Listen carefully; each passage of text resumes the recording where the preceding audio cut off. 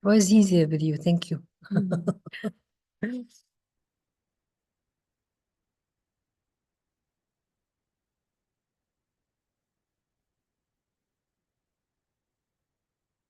All right, so we can I just go here now, yeah?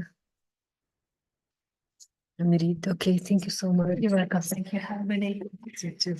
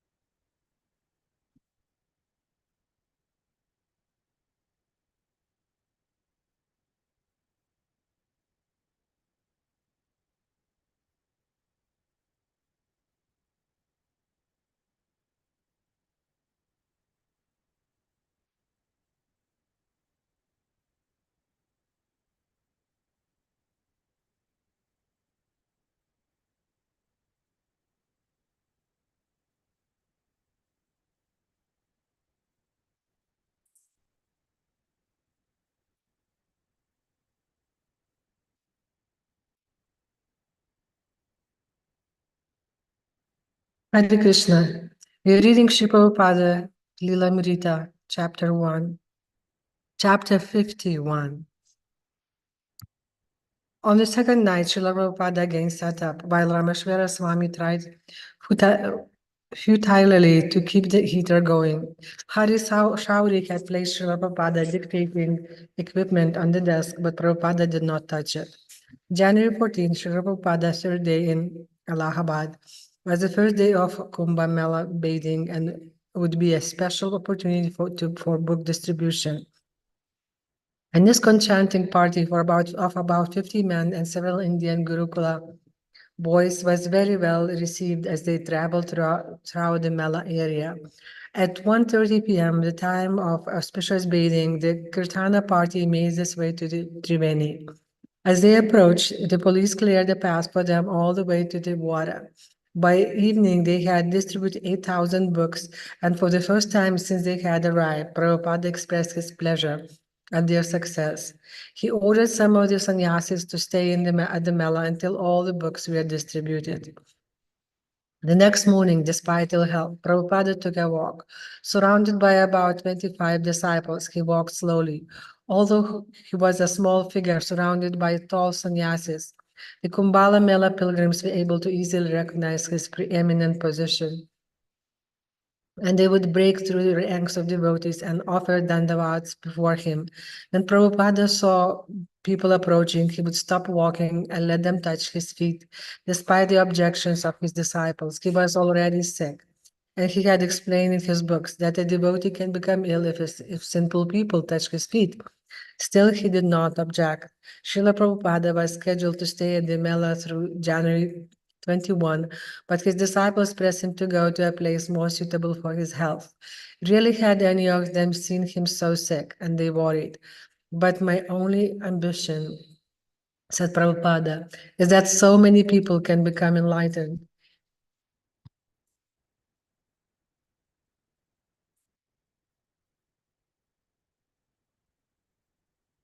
Word was beginning to circulate that Srila Prabhupada, the guru of Hare Krishna movement, was staying in a camp on Gangva and more people were starting to come to see him. He said that the people coming to the Kumbh Mela were expecting all the holy men and spiritual teachers from India to be there, so he felt obligated to stay until the 21st. Rameshwara Swami tried to advise Prabhupada. Srila Prabhupada, he said, there is something much more important than your giving darshana to these people, and that is your writing of your books. Only a few thousand people are going to see you here. But if you go on writing, we will distribute your books by the millions. Then millions of people will have your darshana. There is no facility for writing here. The climate is too cold and your health is weak. Let's go on to Bhubaneswar, where it's warm and they have healthy water. Srila Prabhupada had previously mentioned Bhubaneswar because of the water of Bindu Sarovara, which was supposed to have special medicinal properties. And he liked the argument that his writing was more important than his remaining in Allahabad to benefit a few thousand pilgrims. For the devotees on his personal staff, his secretary, a servant and cook, to see Prabhupada going through such austerities while suffering ill health was very painful. Finally, Prabhupada agreed to go. He called in Guru Dasa and Bhagavata and gave them a final verbal chastising for the mismanaged pandal. Then, on the afternoon of the 15th, he prepared to leave. Rameshwara Swami and Gurudasa went to the train station to purchase tickets, but they found that no seats would be available for weeks. Seeking special consideration, they visited the local railway office and lavishly appointed their model railway car.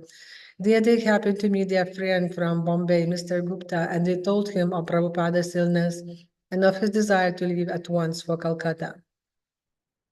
Mr. Gupta phoned Bombay and arranged for a first-class coach to be added to a train coming from Bombay to Allahabad.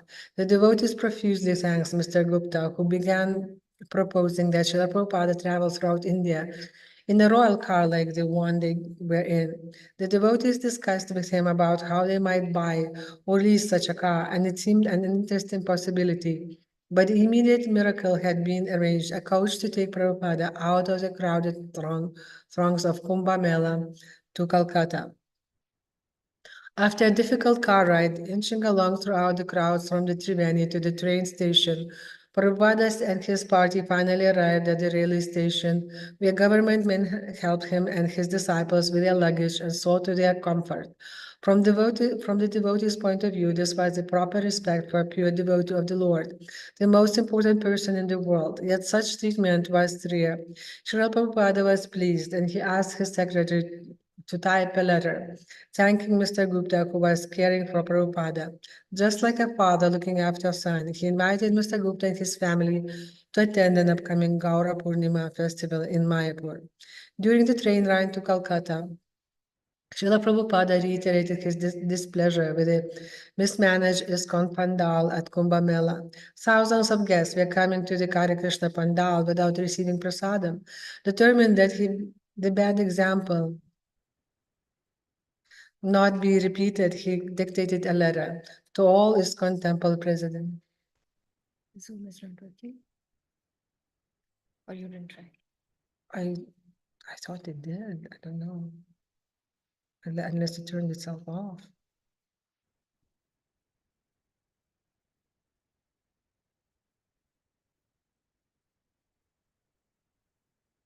I did all that. Meetings, personal room.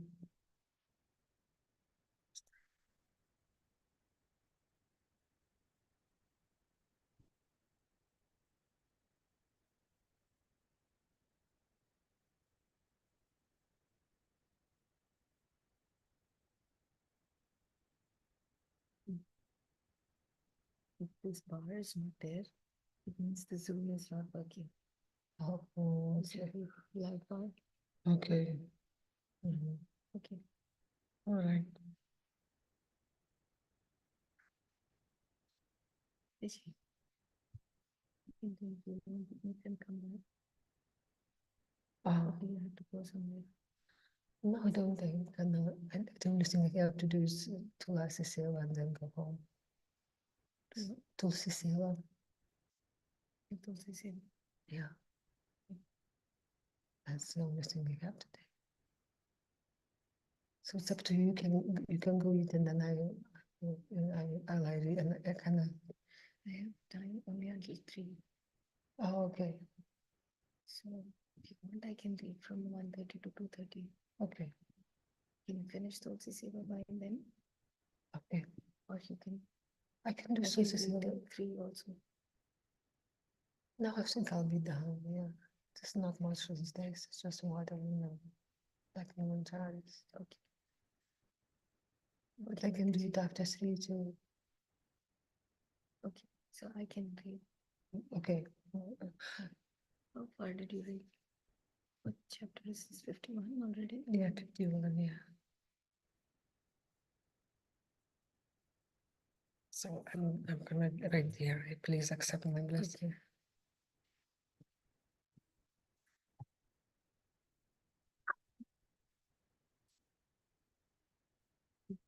Okay. Around 2:33 o'clock. How long will you be able to read? Could I find someone from 4 to 5? No, let's stay in here. You can read. From 3 to 5. Yeah. Okay. Thank you, Mom.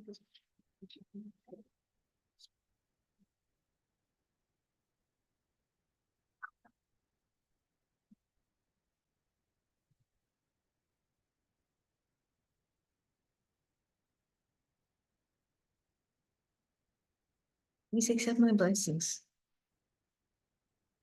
Mam Vishnu Padaya Krishna Prishthaya Gulpalesh Mutesh Chularumbad Swami Nityanamini. Mam Vishnu Padaya Krishna Prishthaya Gulpalesh Mati Bhakti Vedanta Swami Nityanamini.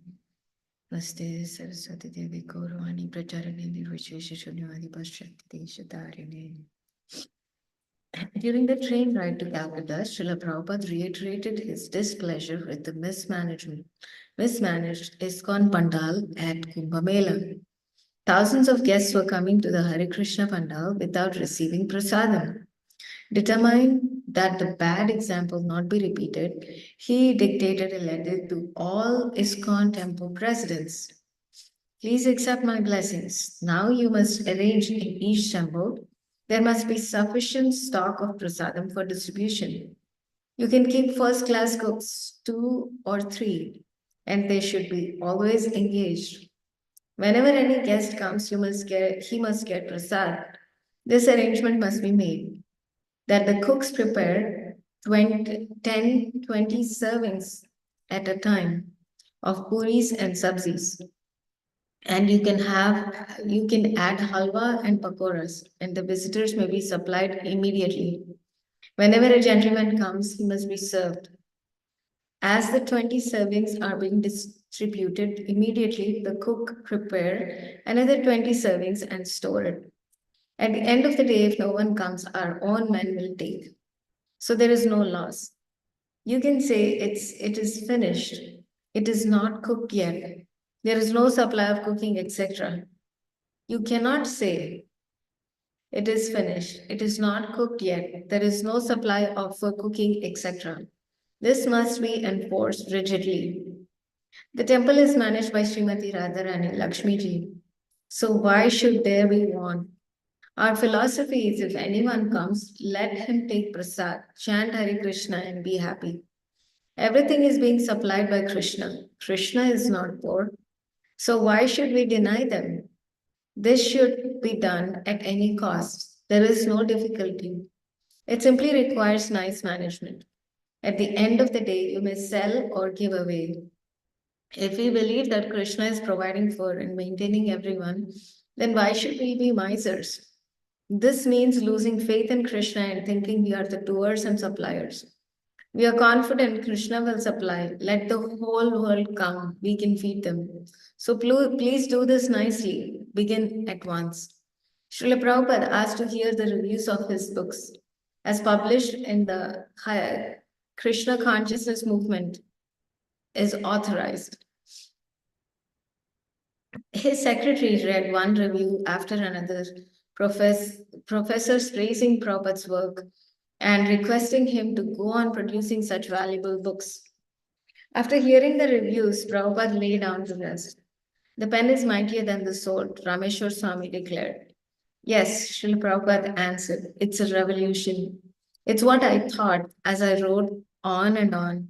The communists have changed the lives of people throughout the world by their empty literature and false promises. Why not a revolution started on the basis of the absolute knowledge? January 18, 1977. After the intense cold of Kumbh Mela, Prabhupada had recuperated a couple of days in Calcutta. His head cold had gone away, but the swelling in his hands and feet persisted, as did other maladies. Eternally, he was diabetic and suffered from poor digestion as well as from the general dwindling of physical powers common to an 80-year-old body. His condition was not suited for continual travel, hard work, frequent lectures, and taxing management. Yet Prabhupada was transcendental to his apparent material condition.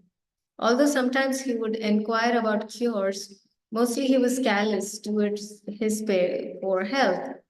Even after receiving a doctor's advice or concluding himself what was good for his health, he would often ignore it in favor of what he thought was best for spreading Krishna consciousness. Previously in Vrindavan, he had felt better by drinking the fresh well water. So he thought he might also get relief by drinking the water of the famous Bindu Sarovar near Bhubaneswar.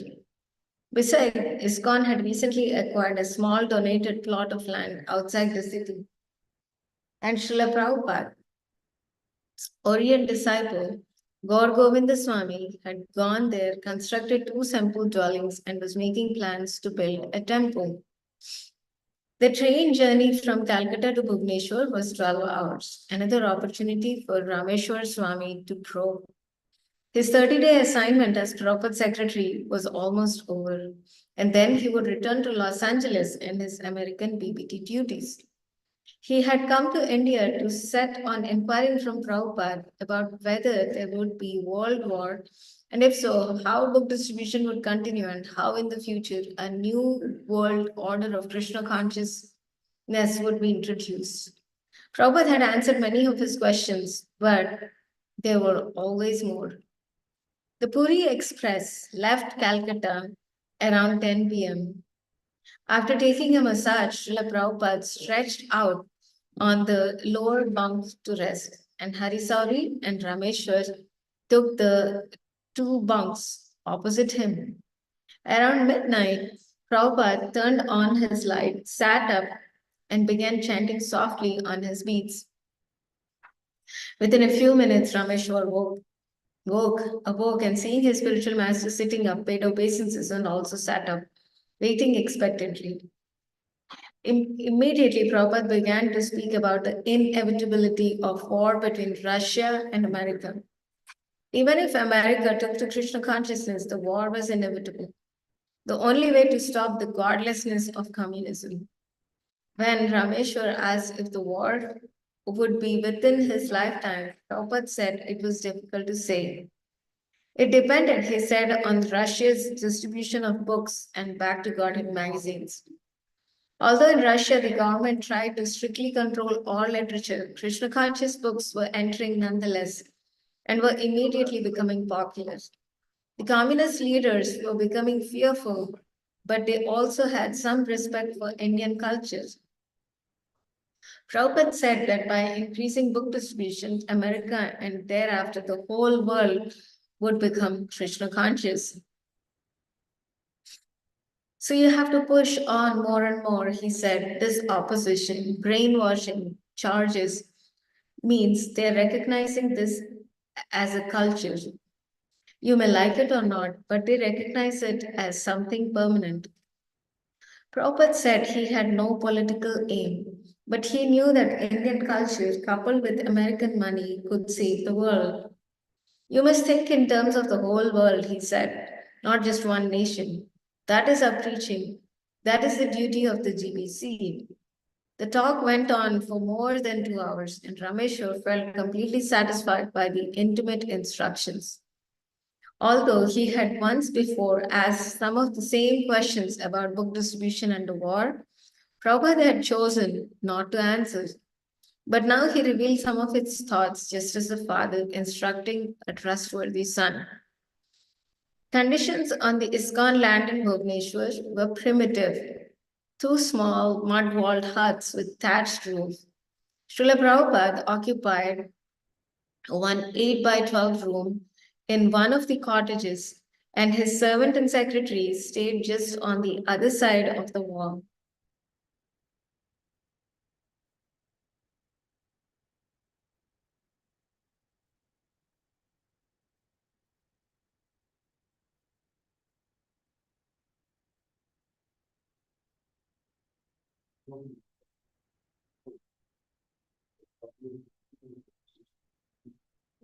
Krishna.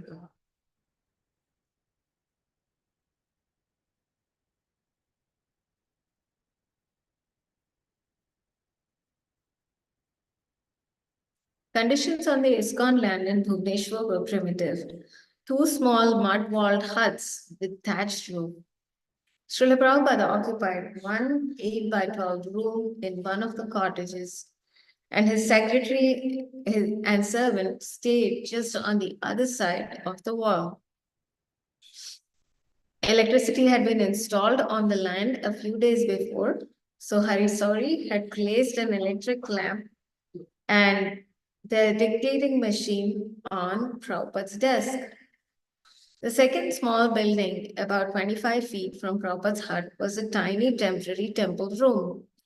A shabby canvas roof spanned the open area between the two buildings, and Prabhupada's Vyasasan was beneath this, arranged so he could lecture at outdoor gatherings. Two rented tents also stood on the land to accommodate visiting devotees during Prabhupada's stay. Prabhupada's outdoor toilet facilities, about 25 feet behind his hut, consisted of a latrine and a separate area for bathing. Srila Prabhupada did not mind the primitive facilities. In fact, he liked them. Although he was ill for personal comfort, could be residing in his choice of comfortable buildings in the West, a manor in London, a castle in Paris, a penthouse apartment in New York City. He felt perfectly at home and happy living in a primitive mud and thatch hut on a secluded patch of land in the dust of Orissa. Sitting on the outdoor Vyasasan, Prabhupada spoke to a small gathering of devotees and some local villagers. Sri Chaitanya Mahaprabhu, he said, had two favorite places, Bengal and Orissa. And in Orissa, Jagannath Puri, he spent the last 18 years of his life. He went to Vrindavan in South India, but then returned to stay here with his personal associates, Sri Ramananda Rai, Sarvabhauma Bhattacharya, and Sikhi Mahiti. Prabhupada quoted a scriptural reference indicating that the spiritual movement of this age will begin from Utkal or Orissa. Srila Prabhupada said Orissa was very special to the Gaudiya Vaishnavas, and his own Guru Maharaj was also born here at Puri. Now we have got a little place here, he said. It doesn't matter if it takes time, but slowly but surely we can develop this center. Especially since Bhubaneswar is going to be the capital of Orissa. In the future, many tourists will come and see other attractions of Orissa. Now it is up to the Orients to develop this idea. Prabhupada spoke to Gaur Govinda Swami and told him to begin advertising private meetings in the afternoon and a regular lectures, Kirtan Prasadam program at night. That evening, very few visitors came. ISKCON had done little preaching in Orissa, and Prabhupada was not as well known. Mostly local farmers, villagers, and poor children came for the free prasadam. Prabhupada told the audience that he could speak in three languages, English, Bengali, and Hindi, but not Oriya. He therefore decided to speak in English and have Gaur Govinda translate. He would speak a few sentences and then pause while Gaur Govinda gave the Oriya. In this material world, said Prabhupada during his evening lecture, Always the attempt is to defy the supremacy of the Supreme Personality of Godhead. At the present moment, the so-called scientists' only business is how to defy the supremacy of God. Naturally, this movement has to face many impediments because at the present moment, the whole world is practically godless. Even in our country, in India, where Bhagavad Gita was spoken by the Supreme Personality of Godhead, Krishna, even here, the same attempt is going on. Big scholars, big politicians, they take Bhagavad Gita in their hand to show that they are great authorities in Bhagavad Gita. But they're presenting commentation just to defy Krishna. Prabhupada spoke for about 10 minutes. There were no questions. Bhubaneswar's hot day and cool nights just suited Prabhupada. After resting for a few hours, he rose and began translating Srimad Bhagavatam. It was the first time he had done so since leaving Bombay for Kumbh Mela. He was nearing the end of the 9th canto. Gaurav Govind Maharaj had scheduled a cornerstone laying ceremony for a new temple on February 2nd, the appearance day of Lord Nityananda. Prabhupada agreed to stay until then and leave the next morning. Prabhupada's failing health prevented him from eating fried foods. His expert cooks in Bhubaneswar, Palika Devidasi and Shruti Rupa Devidasi, carefully prepared meals that were nutritious and tasty, but without ghee. Sometimes, however, he specifically requested certain fried foods, but would later complain that they didn't agree with him. Rameshwar Swami, Gargamuni Swami, and Bhavananda Goswami were sitting with Srila Prabhupada in his hut, discussing deprogramming cases with him. They were saying that these enemies of ISKCON were so fanatical that for Srila Prabhupada to go to America would be dangerous. Srila Prabhupada interrupted, however, changing the subject. Our immediate problem, he said, is toward my health. I'm not digesting food, therefore there must be some swelling. There is some swelling in the hands and the legs. Is it affecting your translation work? Asked Rameshwar Swami. That it has not affected, said Prabhupada. It is going on. I have translated 17 volumes. That may not be affected. He reached out over and turned to the dictating machine, and they heard a few seconds of his recent dictation from the 24th chapter of the 9th canto. We know you have a very low opinion of doctors, said Rameshwara Swami. I wish to die without doctors, Prabhupada said. I may be seriously ill, but do not call a doctor. Chant Hare Krishna. Don't be disturbed. Everyone has to die. Let us die peacefully without doctors. All this medicine, injections, and prohibitions, this, that.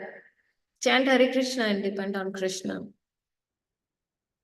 Nartasya chagdam udanvati. This is Prahlad Maharaj's verse. Find out the 7th canto. Harisori searched to Prabhupada's bookcase for the 7th canto, volume 2 of Srimad Bhagavatam. Within a few moments, he found the verse and read aloud. My dear Lord Narasimha, O Supreme, because of a bodily conception of life, embodied souls neglect and not cared for by you cannot do anything for their betterment. Whatever remedies they accept, although perhaps temporarily beneficial, are certainly impermanent. For example, a father and mother cannot protect their child. A physician and medicine cannot relieve a suffering patient. And a boat on the ocean cannot protect a drowning man. These are facts, said Prabhupada. That's ultimately said Gargamuni. But maybe we could give you some temporary relief because when you are ill, we feel. Yes, Prabhupada conceded. But no severe treatment should be accepted. Better not to take, better to chant Hare Krishna. Srila Prabhupada, said Bhavananda, in the past when your health was not good, you have begun chanting Hare Krishna in all temples around the world. A special additional kirtan. Perhaps we could institute that. No, said Prabhupada, not for my health.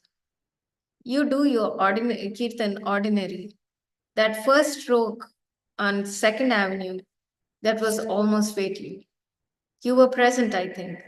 Prabhupada turned to Gargamuni and then reminisced about the stroke in 1967.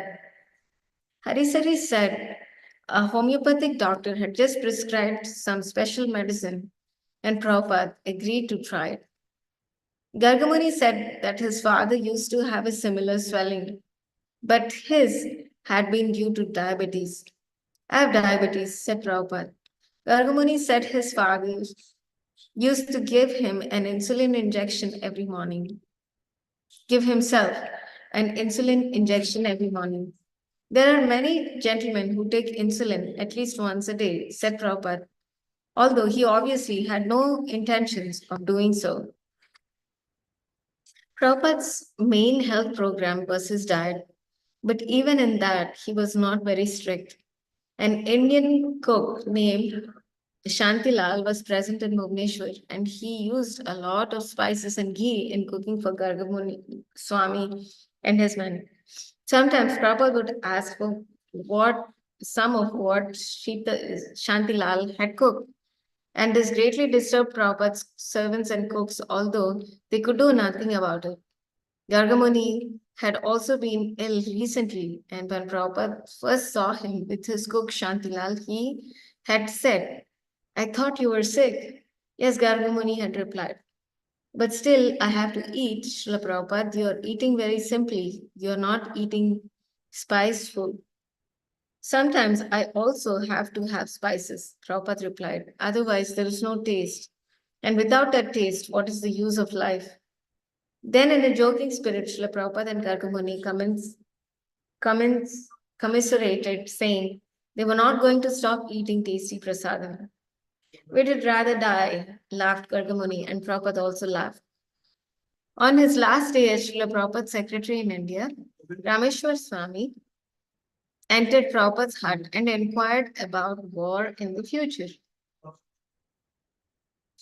You have mentioned several times, he began, that there is a conflict which is inevitable between Russia and America. No, said Prabhupada, if they understand Krishna consciousness, both of them, then there will be no conflict. Now we are publishing in Russian. When Rameshwar asked what could happen if many cities were bombed, Prabhupada said that people would come to their senses and adapt a simpler agrarian life, just as the ISKCON farms communities were demonstrating. This will be a good lesson for them, said Prabhupada. So, is this conflict part of the spreading of Krishna consciousness? Oh, yes, paritranaya sadhunam, vinashaya cha dushkritam. To conflict means to finish their sinful activities. Finished, stop it. Lord Krishna's mission is not only to protect his devotees, but also to curb the miscreants. So, after the conflict, there will be an opportunity to influence people. We shall take every opportunity, said Prabhupada. We are the best opportunists. Anukulyena Krishna. This is Anukula, favorable to spreading Krishna consciousness.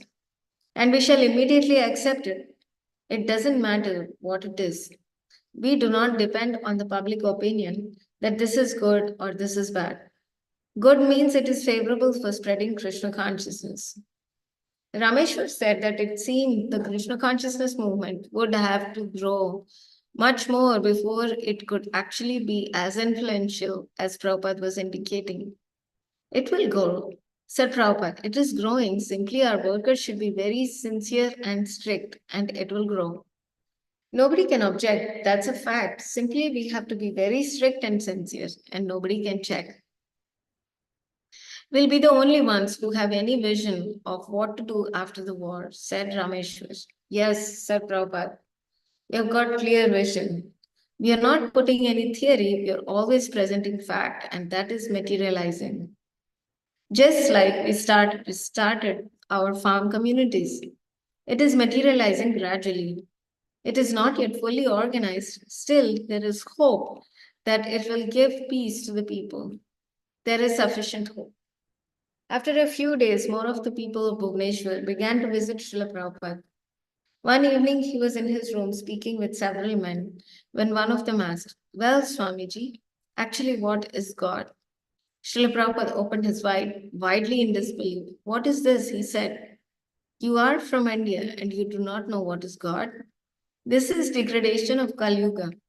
Srila Prabhupada continued his sharp criticism and then explained that Indians have the special benefit of Vedic literature and culture. Therefore, every Indian should know God.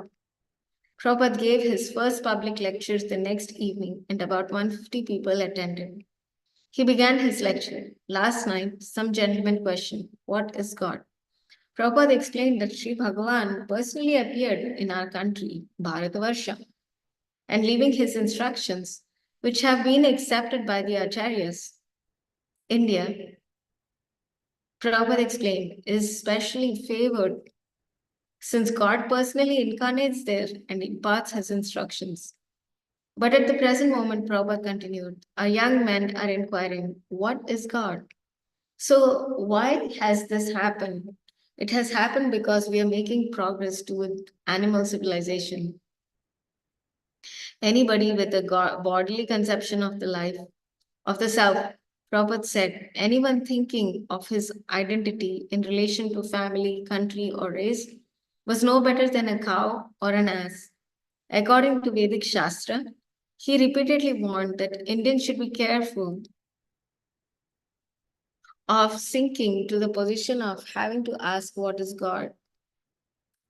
Unfortunately, when he called for questions after his lectures, it was the same thing. "I want to know the meaning of the word Krishna," a man asked. "You don't know what is the meaning of Krishna?" Prabhupada retorted. "You do not know?" The man said something in Oriya and then said in English, the etymological meaning. "Krishna," said Prabhupada, "means all attractive. Krish, Karshati. Yes, Krishna means attractive, all attractive. And beside that, you do not know Krishna?" That is the difficulty, that our people have become so degraded that they are asking, "What is God? What is Krishna?" Someone has studied the seventh canto of Ramayana, but now he's asking, whose father is Sita? So this is the position. We are born in the country where Krishna spoke something, and now we are asking, what is the meaning of Krishna? What is God? That is the position, very degraded position. While Prabhupada rode in his car to the park for his morning walk, he saw billboards and banners announcing that Sanjay Gandhi was coming to town. Sanjay Gandhi's particular political platform was that everyone should become literate. Looking out the window at the poor barren land, Prabhupada said, "What is the benefit of literacy when people are poor and starving?" He said that the local people were coming to the ISKCON evening program just to get a little khichdi, not because it was prasadam, but because they were hungry. So, if after many years of education they learned to read but still earned little money and had the same employment, then what was the benefit? Life is not for such education. Prabhupada lamented that so much land was lying uncultivated.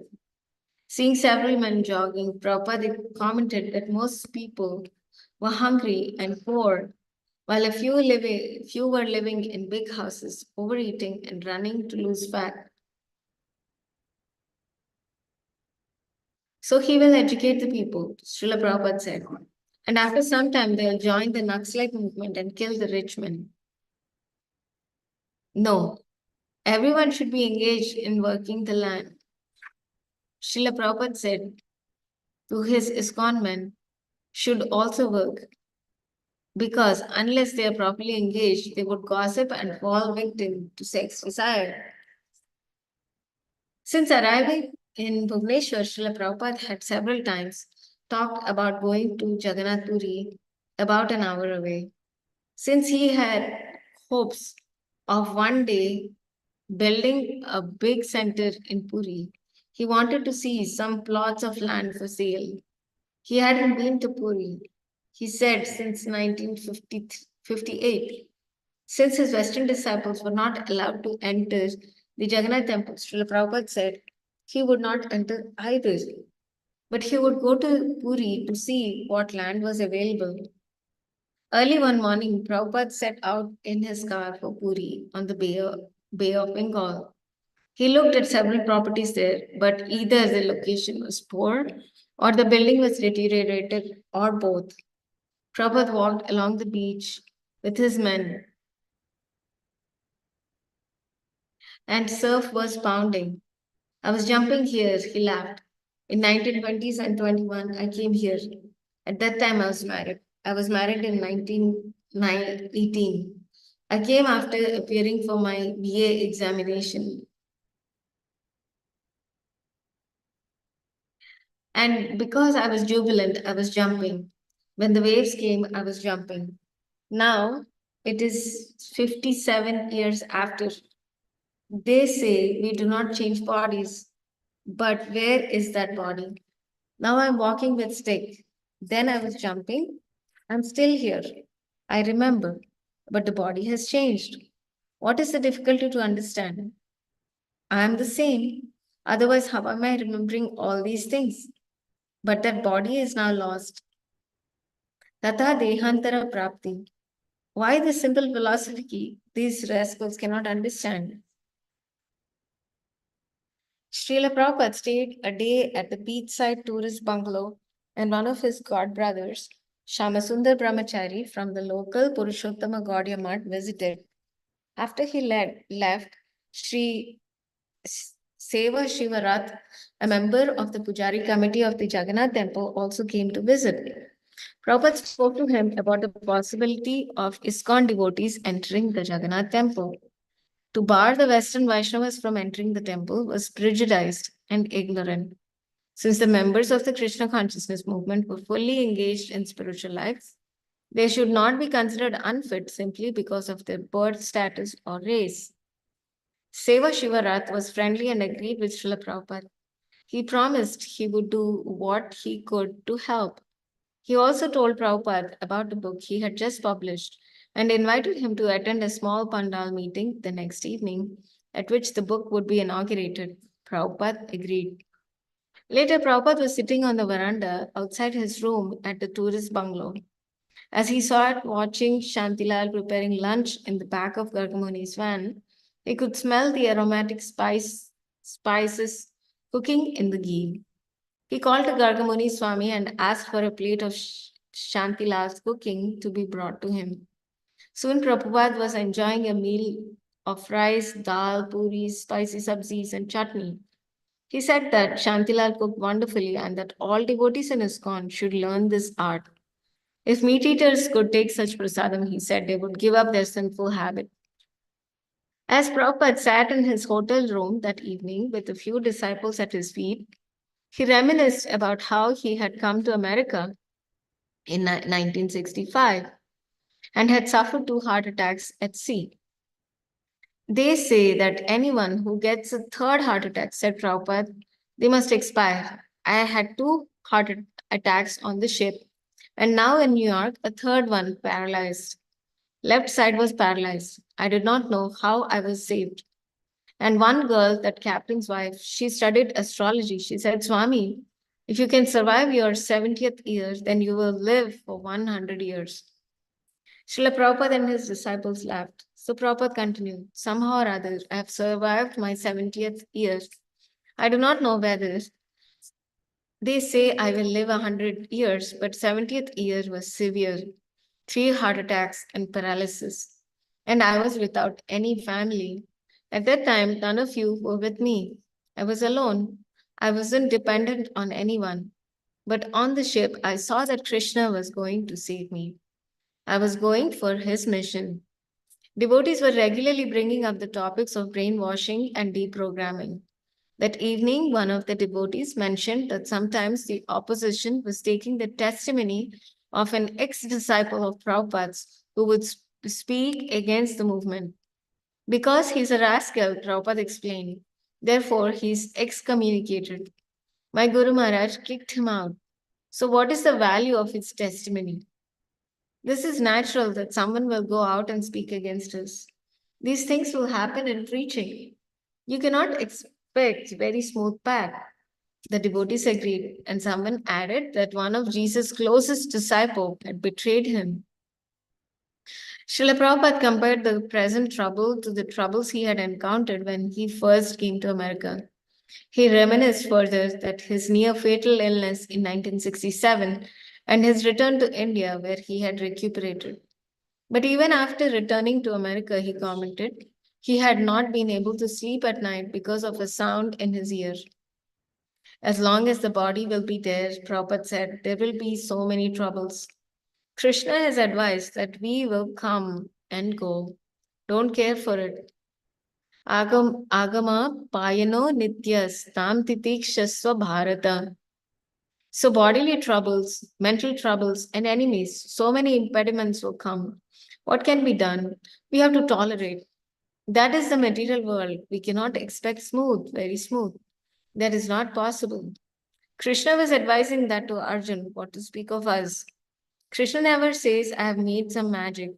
You will have nothing to suffer. He never gave Arjuna any tablet. So we have to follow that. The modern gurus say, I'll give you some magic ash. There will be no trouble. But Krishna, what did he say? He said, no, tolerate. He did not say, you are ass, I'll give you some ash.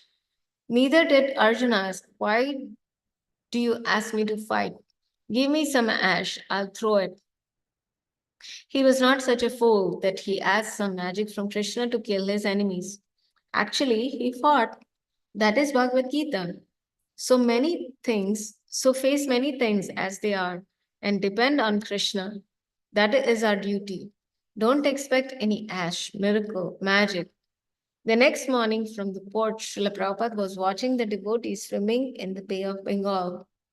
Calling Harisori over, he said, how would like to bathe in the ocean and asked him what he thought about it. Harisori and other devotees present all thought it was a good idea.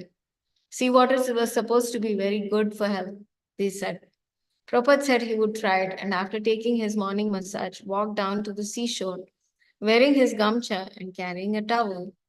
The ocean shore was about 100 yards from this hotel, and by the time Prabhupada reached the water, all the devotees were running after him in their gamchas. Some of the devotees were already in the ocean, and when Prabhupada reached the water's edge, they all gathered around him. As the waves glided in and swirled around Prabhupada's feet, Harisori scooped palmfuls of water and began to bathe Prabhupada's body, his arms, chest, and head, washing away the mustard seed oil he had applied during the massage.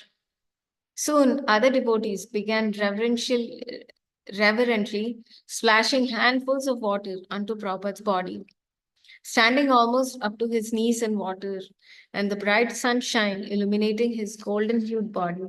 Prabhupada laughed as the devotees joined in. The devotees realized that this pastime was like an abhishek or bathing of the deity.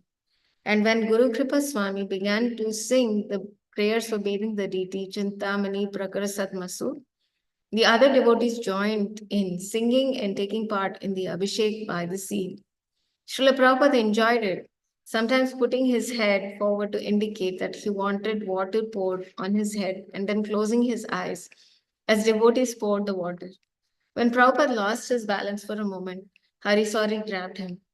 Prabhupada's feet had been sinking into the sand, and when he held one foot out, it was muddy.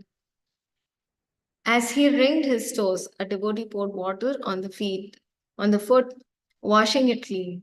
Prabhupada then bent over, putting ocean water in his mouth and spat it out. Only Guru Kripa Swami was quick enough to catch some of the water and drink it. As Prabhupada allowed the devotees to participate in bathing and gently massaging him, the devotees were carried away by ecstatic feelings. For about 10 minutes, Prabhupada came out of the water, changed his clothes, and walked back to the hotel. When two devotees escorted him to a comfortable chair, sat him down, and carried him to his room for his afternoon rest. In the afternoon, Seva Shiva Rath came again to see Prabhupada, accompanied this time by another Puri Brahmana. They gave Prabhupada some Jagannath Prasadam and sang the Jagannath Ashtakam. In silent appreciation, Prabhupada listened as the Brahmanas sang the famous prayers, with each verse ending Jagannatha Swami Nayana Patakami Bhavatume. O Lord of the universe, kindly be visible unto me. When the two Brahmanas finished singing, Prabhupada said, so these European and American Vaishnavas, they're hankering after Jagannatha Swami Nayana Pathagami Bhavatume. Now it is through your intervention that they may be able to see Jagannath Swami. The hankering like that, Jagannatha Swami Nayana Pathagami. Shiva Rath again expressed his sympathy about the devotees not entering the Jagannath temple. He also told Prabhupada about the book he had published, compilation of select verses from Jagannath Das's translation of the Srimad Bhagavatam into Oriya. Shiva had also written some commentary, and his books were to be inaugurated at a function that evening. Prabhupada again promised to attend and address Puri's Brahmanas and religionists. That evening, Srila Prabhupada was guest of honor at the outdoor pandal on the beach, and his disciples accompanied him to the stage with rousing kirtan.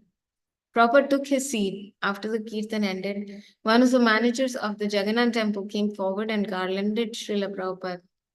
Shiva then announced, we thank A.C. Bhaktivedanta Swami Prabhupada, who has been kind enough to grace this occasion wherein we have assembled this evening to pay our respectful homage to His Holiness Jagannath Das Goswami, who was a contemporary of Lord Chaitanya.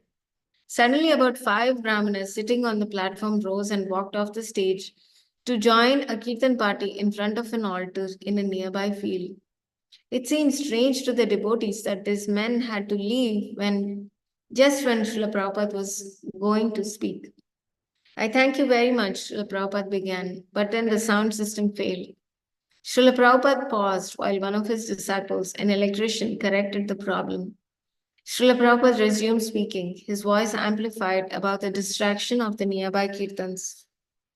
So, in our humble way, Prabhupada was saying, we are trying to introduce Jagannath Swami's sculptures. Jagannatha Swami Nayana Pathagami Bhavatume. Shiva had invited Prabhupada explicitly to speak about his new book, and Prabhupada had already mentioned privately to his disciples that these people were inviting him to serve their own purpose. But now Prabhupada took the occasion to speak about Lord Jagannath rather than about the Orient Jagannath Das. He had a special message in mind. You'll be very much pleased to know, he continued, that in the year 1967, I introduced Rath Yatra in San Francisco, and it has been going on continually for last 9 or 10 years. And the government, they have fixed up a holiday for Rath Yatra. They have the 20th of July as a government fixed holiday for Rath Yatra, and people take part in Rath Yatra.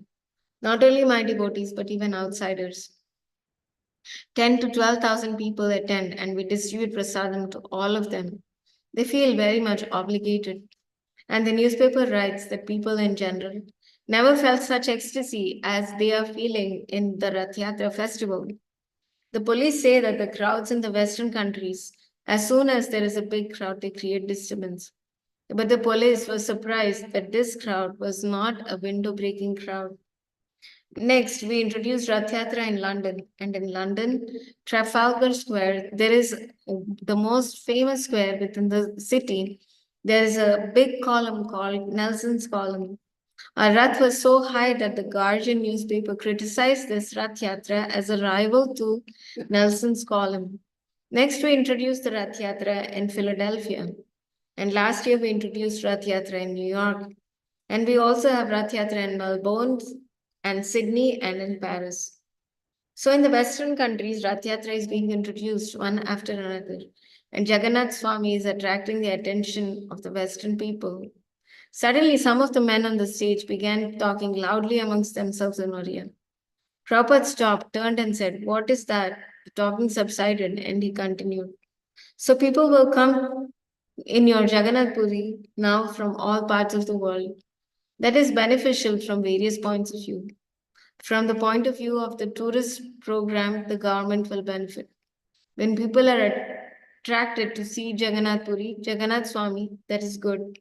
But unfortunately, you do not allow these foreigners to enter the temple.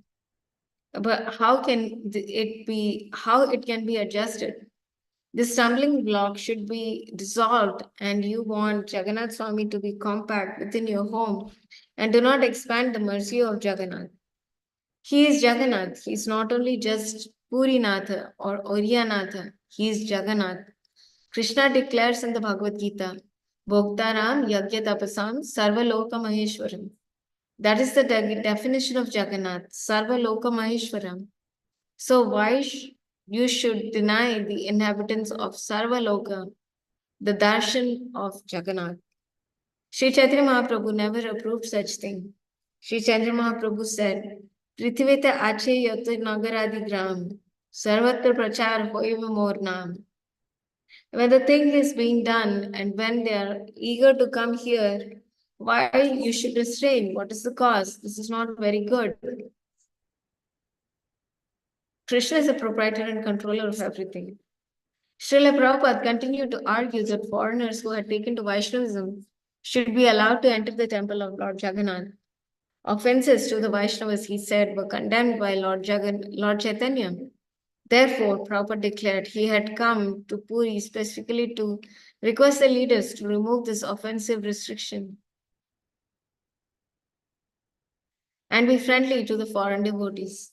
He invited Puri's leaders to come and see the Jagannath and Radhakrishna's temples all over the world and see how the foreigners had actually become pure Vaishnavas.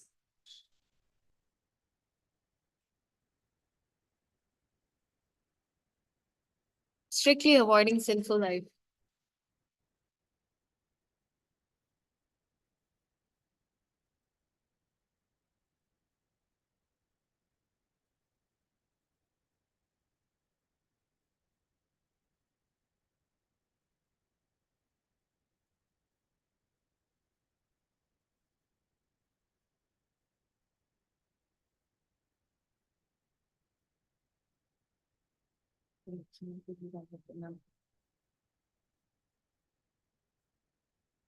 Okay, Mata. Thank you, Mataji. Okay. काका अभी तक घर नहीं गए? Okay. Okay. Thank you.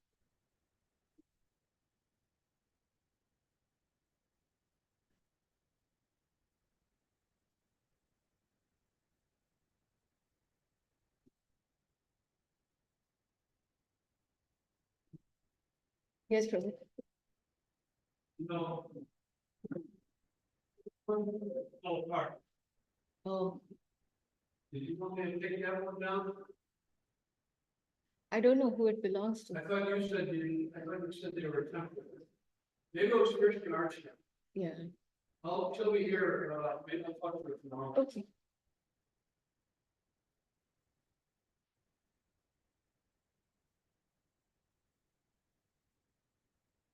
Srila Prabhupada continued to argue that foreigners who had taken to Vaishnavism should be allowed to enter the temple of Lord Jagannath.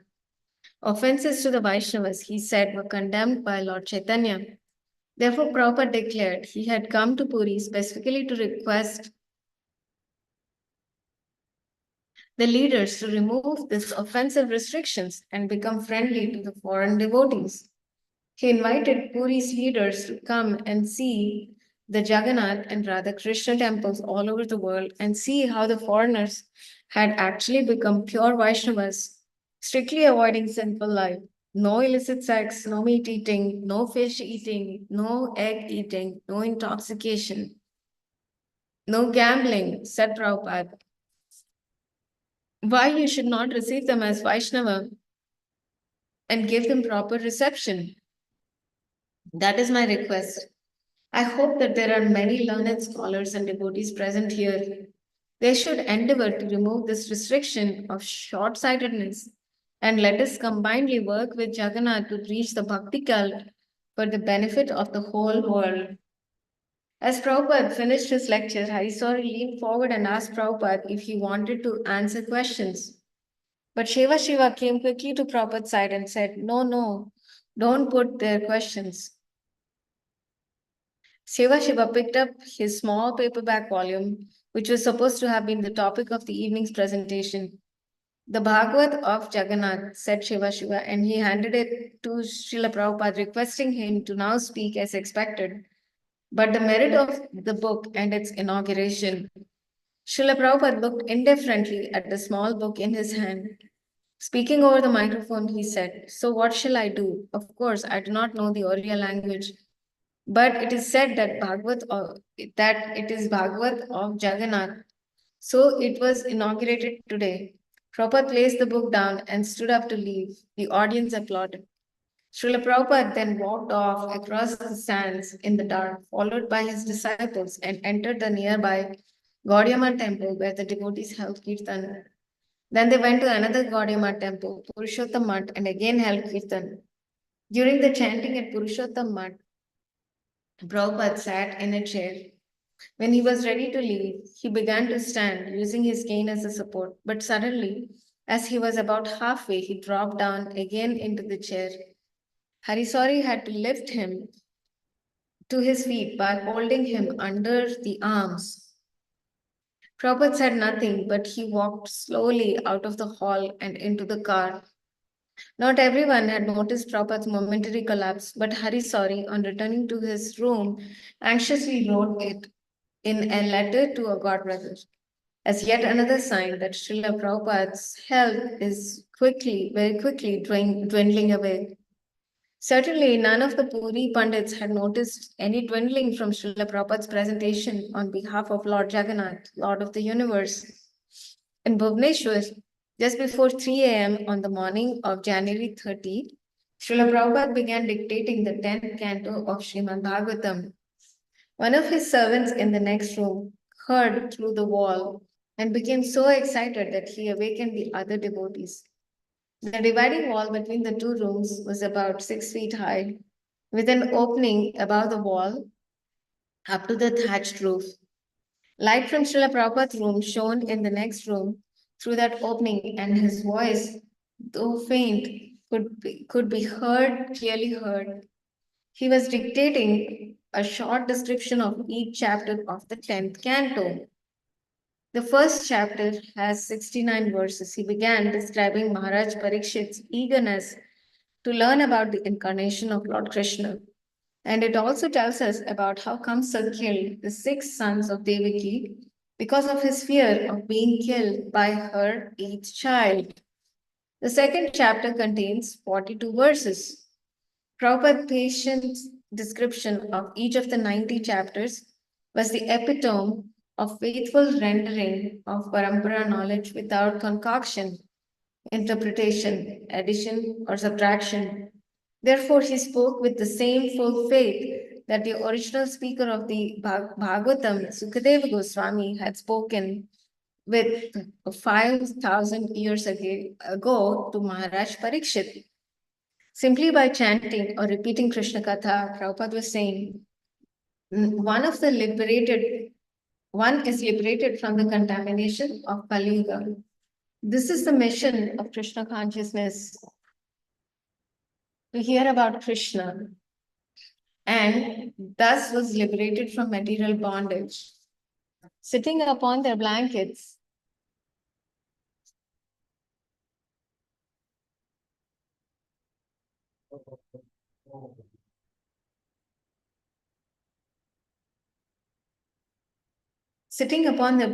the devotees listened.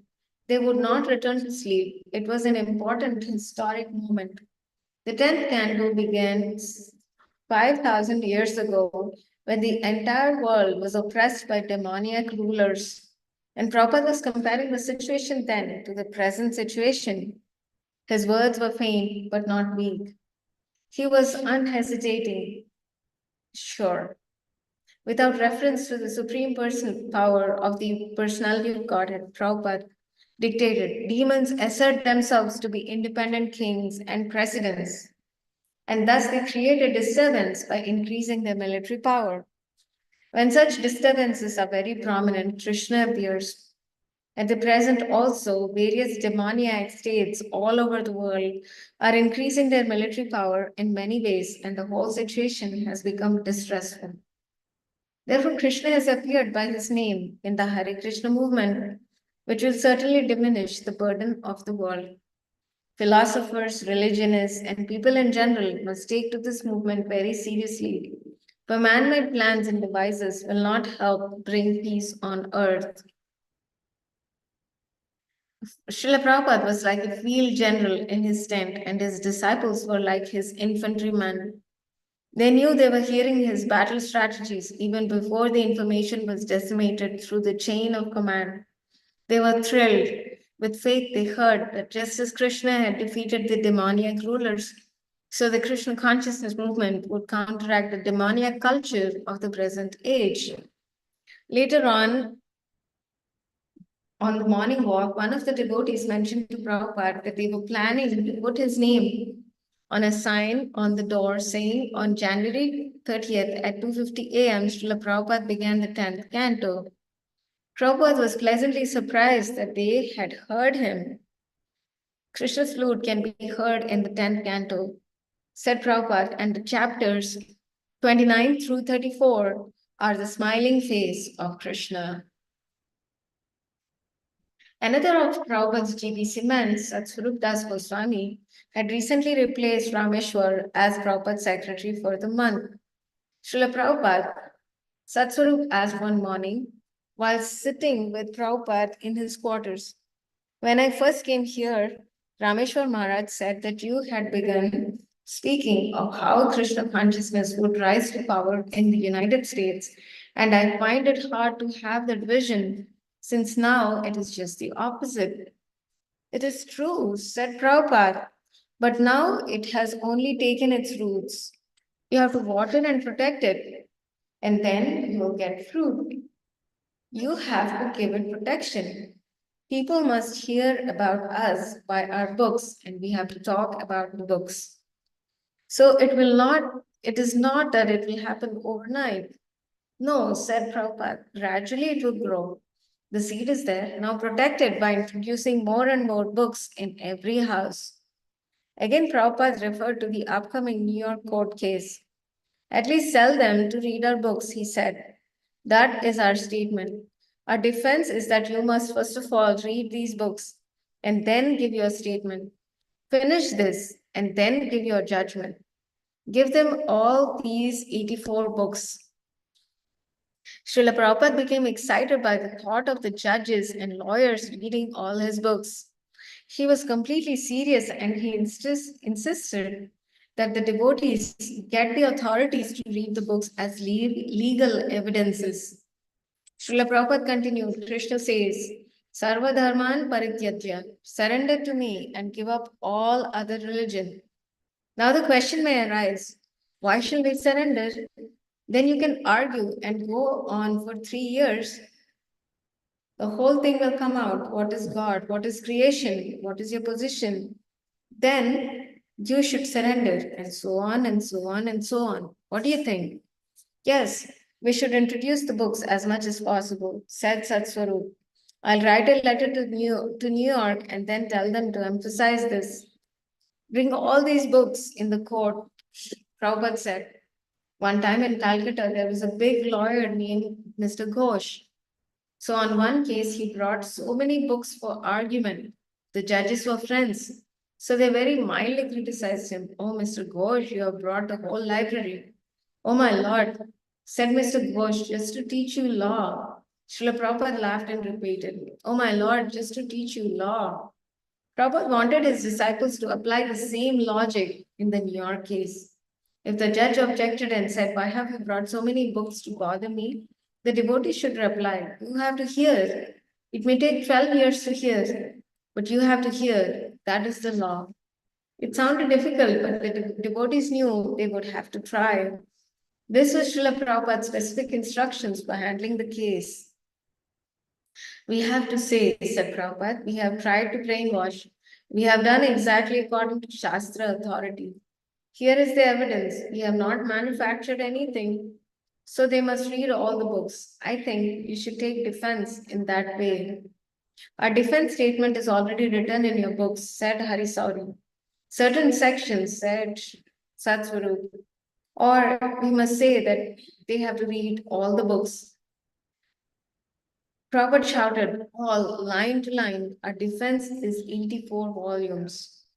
But they'll say, said Guru Kripa Swami, I have read, if we read all these books, we'll become brainwashed too. That is my duty, said Prabhupada. You're trying to brainwash me, and I'm trying to brainwash you. This is going on. This is the tussle. It is wrestling. You're trying your strength. I'm trying my strength. Otherwise, where is their fight? You have got right to not argue with me. I have got right not to argue with you. Now let us settle. In Bhubaneswar on February 2nd, the appearance day of Lord Nityananda, Srila Prabhupada held a cornerstone laying ceremony. About 1,000 people came during the day to take prasadam. Seva Shiva Ratha attended and spoke. Prabhupada's disciples, Swarup Damodar also spoke, as did Prabhupada himself. Later, Prabhupada discussed with his disciples about how to manage the Bhubaneswar center. Some of the sannyasis admitted to Prabhupada they did not see so much potential there. Why not? Questioned Prabhupada. This is the capital of Orissa. People are coming here. We have to have centers in every town. Even if it's not a big center, some have to work and stay here. Even if the people are coming every night only to eat khichdi, that is also preaching. One of the devotees said that it was too far from town, that Orissa was too poor. A better idea might be to build a big temple in Jagannath Puri. Srila Prabhupada replied that to build in Jagannath Puri was all right, but that Bhubaneswar was also important. Prabhupada's Orient disciple, Gaur Govinda Swami, told Prabhupada that as soon as the annual Indian pilgrimage was over, all the devotees would leave and he would be left alone with one or two brahmacharis. He was particularly suited to translating Prabhupada's books into Oriya. So he asked Prabhupada to give him someone to help manage the center. Where is the fat one?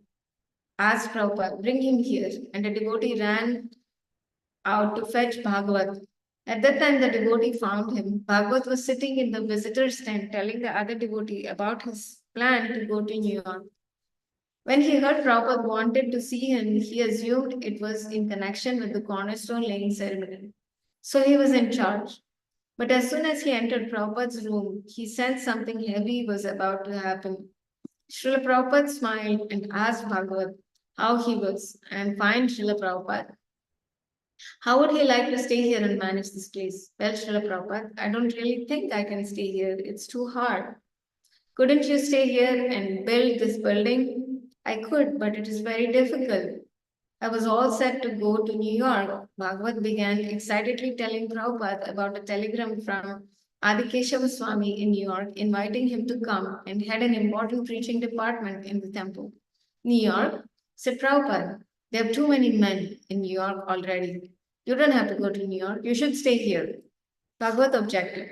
He couldn't work with Gargamuni, the GBC man, for this area of India. Prabhupada replied that he was sending Gargamuni to Bangladesh and he wouldn't be in charge of ISKCON in Orissa anymore. Prabhupada would personally supervise Bhagavat. Bhagavat Das' next objection was that his health was not good and he had to sleep a lot. This is a very healthy place, Prabhupada countered. You must go out in the field to pass to and then wash with your lota and afterward clean the lota with the mud. And you can bathe with the same lota. In this way, you will stay clean and healthy. Bhagavat then raised his ultimate objection. Prabhupada, Srila Prabhupada, he said, to tell you the truth, I'm not chanting my rounds. I think I had better go to New York because there is good association there and I can become strong in my regulations.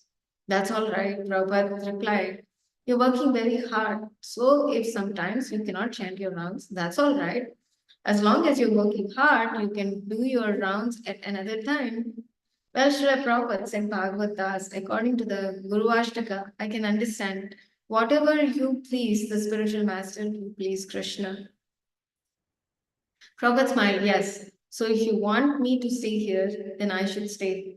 Yes, I want to stay here, make life members, build this building, and help manage the place. Although Prabhupada had laid a cornerstone for a temple, the center had no funds or donors inside and no established congregation. All the devotees who had faith was all the devotees had was faith in Srila Prabhupada. Srila Prabhupada's train was to leave at 11 o'clock the next night, and Prabhupada sat in his little hut talking with his disciples until it was time to go.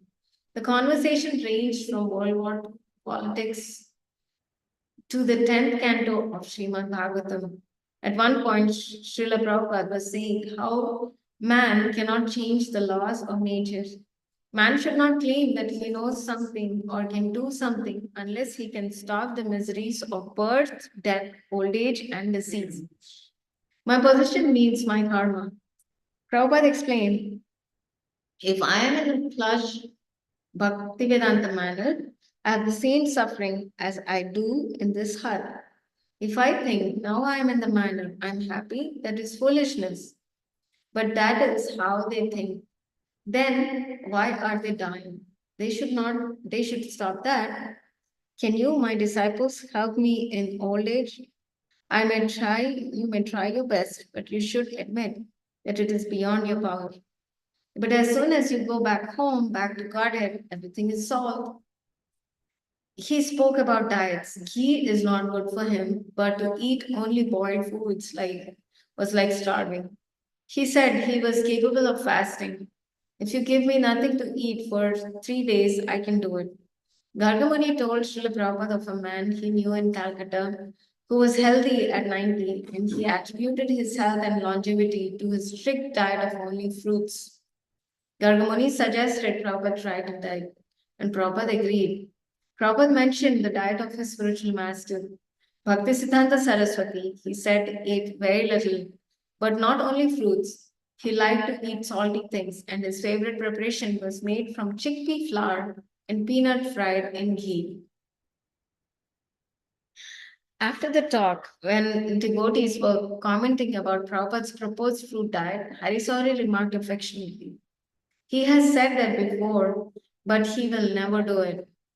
On the overnight train ride to Calcutta, Prabhupada could not rest because of two drunken men in the next compartment. Throughout the night, they were howling and addressing each other. Oh, Dr. Mukherjee, oh, Dr. Chatterjee. Prabhupada remarked with disgust that these were names of Bengali Brahmin families, but now they had become drunkards. Jagannath Puri, he said, has been a holy place for thousands of years, but within a few years, it would be so no longer. People were using Puri as a seaside resort for recreation. People like Dr. Mukherjee and Mr. Chatterjee had no understanding of spiritual life. As the train pulled into Howrah station, Prabhupada sat for a few minutes before disembarking. The vendors' loud cries of chai, chai punctuated the overall din of humanity and machines. This modern society, Prabhupada said, it is very painful to even see their faces. They are fallen so much. By seeing their faces, you become polluted. Last night, they disturbed so much, and they think they are enjoying life. But we have to take the risk, said Satswarup, to go and preach. Yes, said Prabhupada. If you're engaged in preaching, you're not affected. Sometimes yogis go to the Himalayas just to avoid seeing the face of the vicious persons. They practice yoga in a sacred and solitary place. Otherwise, what is this? Simply chai, chai, chai, and cigarette bidi, like nonsense drinking. Yet the Vedic system is still in India. In the morning, they take bath in the villages. In the cities also, at least those who come from village. You will find in Bombay many poor men are taking bath early in the morning. You have seen they'll wash their floor, take bath. With fond thoughts of pure life in the Vedic village, Srila Prabhupada left the station, passing through the crowds and the noise. He knew Calcutta well, better than any of his disciples. The poverty, chaos, and political slogans did not faze him. It was his hometown. But he had no mundane connections there. He was coming only for a few days to preach, then on to Mayapur. Mayapur, February 7, 1977.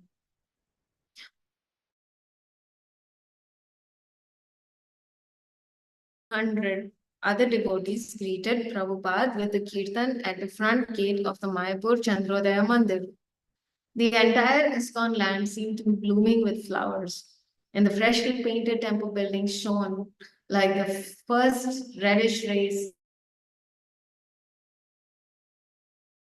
The residential building was almost completed. Back to home, back to Godhead, Prabhupada said softly as his car entered the gate and slowly proceeded toward the temple. He was arriving 3 weeks before hundreds of devotees from all over the world were scheduled to come and be with him for the celebration of Gaura Purnima, the appearance day of Lord Chaitanya. Bhavananda Goswami and Jayapataka Swami, Srila Prabhupada's leaders of ISKCON Mayapur, ushered him through the crowd of Gurukul boys and the devotees up to the deity room, where he beheld and bowed before the shining golden forms of Sri Sri Radha Madhava. Later, while sitting in his room on the second floor, Srila Prabhupada complimented the devotees for making the grounds so beautiful and clean. Hundreds of flowers decorated his room like a gorgeous garden. These flowers are your first success, said Prabhupada. He sat back, relaxed with the same special pleasure and satisfaction he felt when in the atmosphere of his beloved Mayapur. For Krishna's service, he said, you submit some plan, and he is very glad. We want some flowers for Krishna's service, and Krishna is supplying everything we want for Krishna, not for our sense gratification. For Krishna, we can endeavor multifariously. That is the contribution of Bhaktisiddhanta Saraswati. Srila Prabhupada said that prior to Bhaktisiddhanta Saraswati, the Vaishnavas used to live retired lives in Vrindavan, no preaching. Bhaktisiddhanta Saraswati was the first to demonstrate how pure devotees can preach in sophisticated ways, even living in big buildings and utilizing automobiles in the service of Krishna. People may be envious that these devotees are living in palatial buildings, said Prabhupada. But Bhaktisiddhanta Saraswati Thakur said the only devotees shall live in palatial buildings. Only devotees, just like government servants, are given the best places to live in. Similarly, those who are devotees should be given all facilities. No extravagancy, no luxury, but nice food, nice place, nice facilities, and chant Hare Krishna. That is our mission. This is not dry, especially you coming from America and Europe. You're not accustomed to the hardships of Indian people. You must have the bare necessities of comfort and serve Krishna. This I'm trying to do and utilize. Prabhupada thanked the devotees present for working in Krishna consciousness, and he reiterated his familiar formula that American brains and American money combined with Indian culture could turn the whole world into a heaven. Later, Srila Prabhupada went to oversee the new building, the longest building in West Bengal. Jayapataka Swami said, more than 700 feet. Srila Prabhupada said it looked like a train. He inspected all the rooms one by one and emphasized they must be ready in time for the festival. Walking along the veranda, he remarked, oh, it is like Fifth Avenue. The next few days were quiet. Prabhupada would sit taking his massage in the late morning on the roof, amid hundreds of potted plants. Leaning on the rail of the veranda outside his room one day, he looked down onto the lawn where one of the women was picking flowers for the deities. This is temple, he said, always something going on. And with each flower picked, she advanced in spiritual life a little more. Prabhupada particularly liked that the Mayapur Chandrodaya Mandir was always being expanded and improved. He looked He liked to look from the veranda and see guests arriving, devotees working, and new plans manifesting. But Prabhupada's ill health persisted. An imbalance of pitta and bile and air, he said. One morning, while his servant asked him how he felt, he replied, "Very bad. But after a very bad morning, he would feel much better." The devotees didn't think of Prabhupada's illness in a material way, but it caused them anxiety. Over the years, he had gone various health crises, and devotees knew that these illnesses were transcendental, directly controlled by Krishna. In 1974, when he was very ill in Vrindavan, he had said that the cause was his disciples not strictly following the rules and principles of Krishna consciousness. His disciples knew they had to strictly follow his orders, and if he actually cared for his health, and if they actually cared for his health, he would go on taking risks, accepting more disciples, traveling and preaching. But his disciples had to avoid acting in ways that would disturb his health. Mostly the devotees prefer to think that Prabhupada's health would soon improve, and Srila Prabhupada himself did not dwell on the subject. He was too absorbed in spreading the Krishna consciousness movement. A few days after his arrival, Srila Prabhupada journeyed by car and ferry to Navadvip to visit the ashram of his godbrothers, Bhakti Rakshaka Sridhar Maharaj. But while walking up to this steep stone steps, Prabhupada's legs suddenly gave way and he collapsed. Fortunately, Harisori was close enough to catch him. It was the second time Prabhupada had collapsed in less than 2 weeks. Both times he had been actively preaching, and both times he had continued on his way with no mention of what had happened. In Bhubaneswar, Srila Prabhupada had promised Swarup Damodar he would go to Manipur with him after the Mayapur festival. Manipur, an independent country north of India, was mentioned in the Vedic literature. Prabhupada said Arjun's wife, Chitrangada, had come from Manipur, and it had been ruled by Krishna conscious Kshatriyas.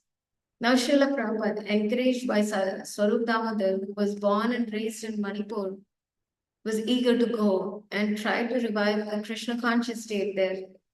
With his weakened health, he questioned whether he should travel. Harisauri, who had been with Prabhupada continually for 18 months, felt that Prabhupada's health was not likely to improve. And in one sense, that the Krishna consciousness movement was spreading so widely under Prabhupada's direction that it was perhaps not so necessary for Prabhupada to travel, at least not with the extraordinary expenditure of energy and strength that he had been displaying for the last 10 years. Maybe he could retire from traveling. Even during the previous summer, when he had been traveling in the United States, he had once remarked that he simply wanted to go there to be encouraged by how his devotees were managing everything by themselves. He used to say that he had laid the foundation and erected the framework for the building of the Krishna consciousness movement. Now his followers simply had to fill it in. How he would often say he had injected medicine into the system of materialistic society. Now it would spread and act. He also said that he had ignited the fire and now would rage around the world. Therefore, although he was always anxious for his movement, he had confidence. One morning, just after breakfast, Prabhupada was on his veranda looking out across the land of Mayapur. Turning to Harisori, he said, "Actually, it does not matter, even if I die immediately. I've given the basis for everything, and now if they simply manage things nicely and follow whatever programs I have given, then everything will be successful." Harisori was disturbed to hear such statements, and he remained speechless. Then Prabhupada added, "But still, I would like to finish the Srimad Bhagavatam." Srila Prabhupada's stay at ISKCON Mayapur had been quiet, but then as GBC men began arriving from the west, he had heard the latest news of the fierce opposition to Krishna consciousness in America. Tamal Krishna Goswami and Bhavananda Swami, coming from New York, reported that the case in which Adikesha Swami had been charged with mind control would be heard later in March, and then the judge had given Adi Keshava permission to come and see Srila Prabhupada. They also told Prabhupada that several other devotees had been kidnapped, and that in some cases parents had secured legal conservatorship through judges to abduct the devotees. What was the complaint of the opposing parties? Asked Prabhupada. Again, as when he had argued with Rameshwar Swami, he defended the Krishna consciousness movement while his disciples fired materialistic arguments at him. It was not just an exercise, he was training his disciples. He had to answer any arguments that he had discouraged or weakened them. And beyond that, he was actually the ultimate defender of Krishna consciousness. They say we are zombies, said Brahmananda. Zombies? Prabhupada asked, what is that? Zombies, said Harisori, was like a robot. We had no brain. We were like machines. They say we have no freedom of choice. Children have got also the same thing, replied Prabhupada. But the father stops. Children want to play. They do not like to go to school. Father does not like that. Is that father's attempt to check the child's freedom? Every father is doing that. The government is doing that. Why is the government is checking criminals? Prabhupada was interested to hear other news, and Tamal Krishna Goswami reported that the new ISKCON farm in Pennsylvania and on the restaurant in New York City. Brahmananda Swami talked about their new farm in Africa, and he and Tamal Krishna gave the impression of things at Hare Krishna temple in Bombay and reported on Gopal Krishna's progress in printing Prabhupada's books in various Indian languages. So, this is the thing that is starting to happen now, said Tamal Krishna. They're lobbying in the Congress of the United States to pass laws that if somebody is abnormal, then the parents should have the right to commit him to psychological treatments. Even though the child may be 50 years old, the parents 70 years old. If the parents think the child is not sane, they have the right to have the child committed. This is very dangerous, said Prabhupada. They told Prabhupada of a devotee who had been kidnapped while distributing books at an airport. The court had given the girl's parents legal authority to have her confined for 30 days in a special center in Arizona run by deprogrammers. They also told them of the lobbies advocating kidnapping were powerful groups of Christians and Jewish who had become active because they saw the other movements, not only the Krishna consciousness movement, were taking the young people away from the religion of the parents. Tamal Krishna Goswami suggested that a probable result of ISKCON's court case in the New York would be to establish ISKCON as bona fide. Defenders of civil rights at the case were generating great interest. It was a test of freedom of religion.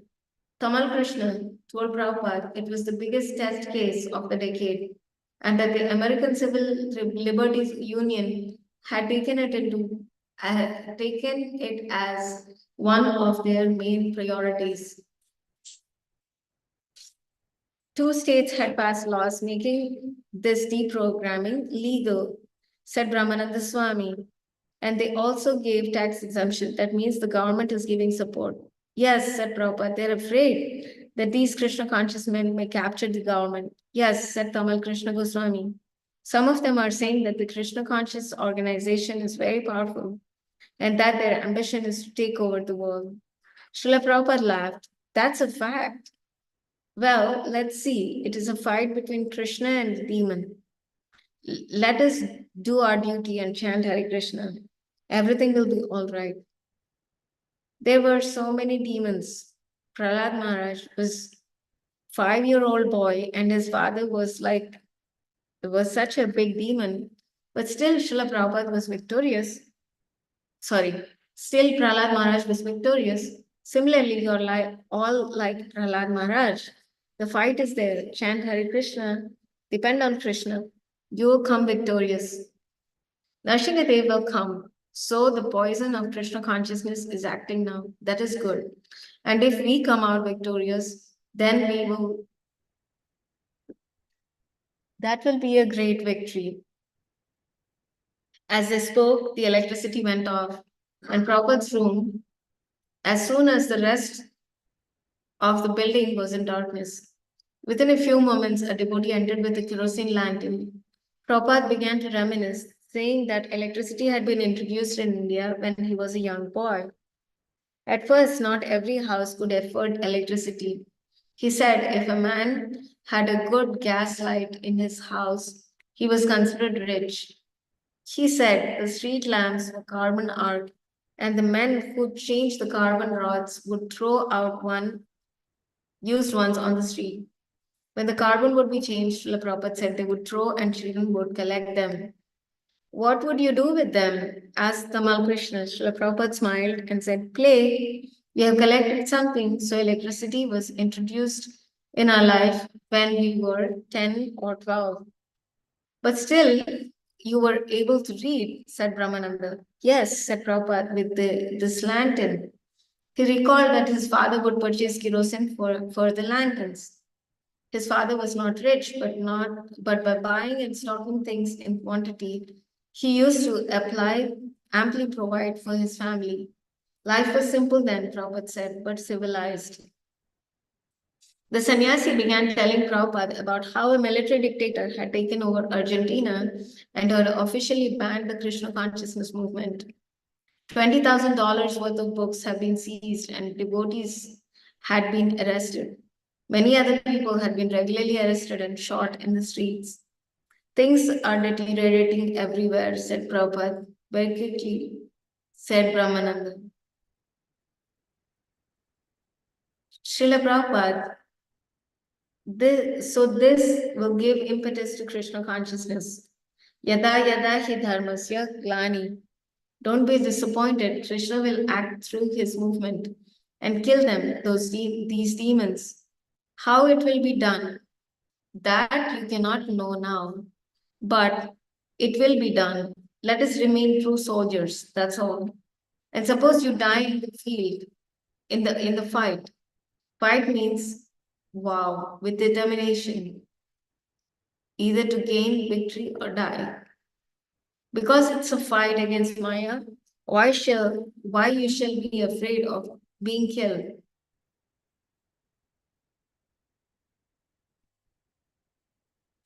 When there is a fight, one must know either I'm going to be killed or gain victory. Jivava Marova. Those who are devotees, either they live or they die. It's the same thing. While they live, they are serving Krishna. When they die, they will serve Krishna. Jivava Marova. Tvaktva deham punarjanma naiti mam eti.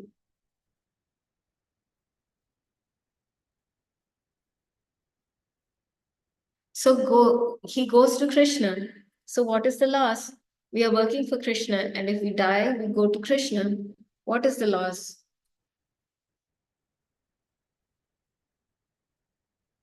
A few days later, Adikeshava Swami arrived in Mayapur to see Srila Prabhupada.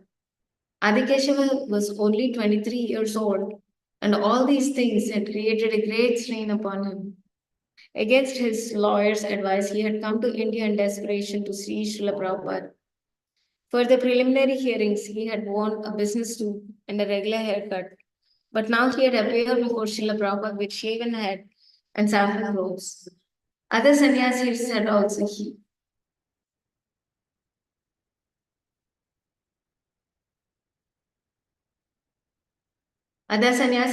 arrived, and they all gathered in Prabhupada's room, eager to get his direction. This movement is not brainwashing. Srila Prabhupada began. We are brain giving. First of all, you must have brain. Then there is a question of washing. But if you have no brain, you do not know what is this life. You cannot explain what is the difference between a dead man and a living man. You have got so many big scientists and philosophers.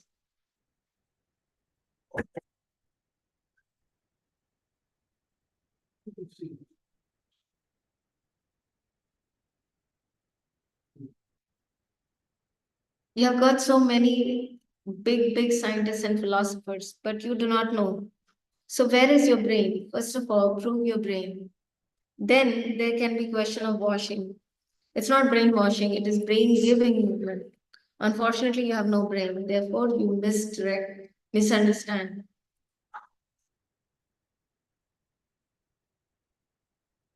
On this point, the Bhagavad Gita will explain. What do you think? Brainwashing or brain-giving? Yes, said Adikeshwar, this is good. Prabhupada said the devotees should consult among themselves. And Adikeshwar,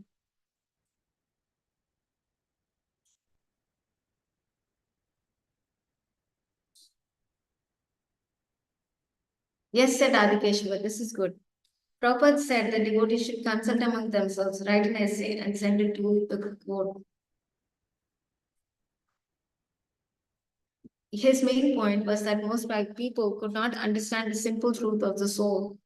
They were in need of knowledge, and the Krishna consciousness movement is giving essential knowledge of the soul. Therefore, his man.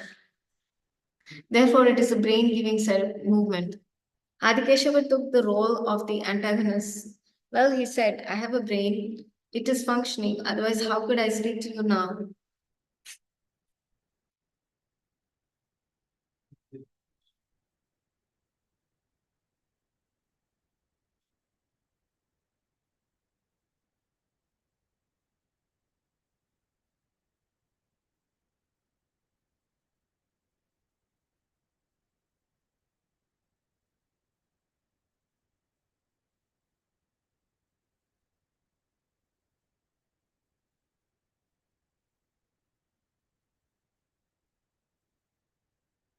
But that speaking and the dog's barking are the same, said Prabhupada. The dog is barking. What is the difference? He's speaking in a different language, that's all. The dog is barking and you are speaking. What is the difference? Adikeshava, but they say we have art, we have science. Whatever you may have, Prabhupada replied, you cannot answer the ultimate question. Arguments flew back and forth as other devotees in the room challenged Prabhupada's logic. But Prabhupada stuck on to his main point.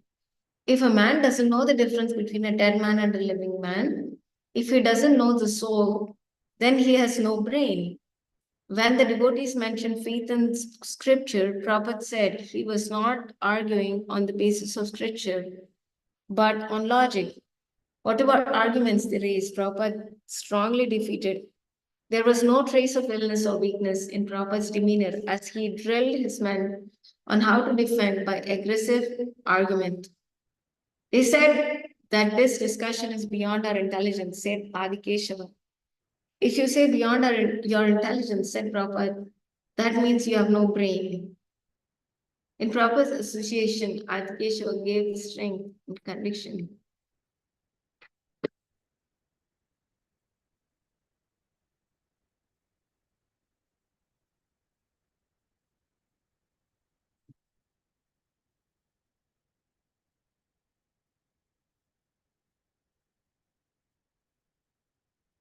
If you say they say that this discussion is beyond intelligence, said Adikeshava. Are you done?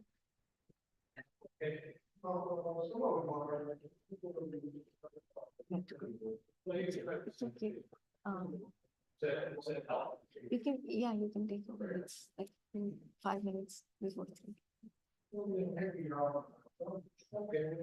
They say that this discussion is beyond our intelligence, said Adikeshava.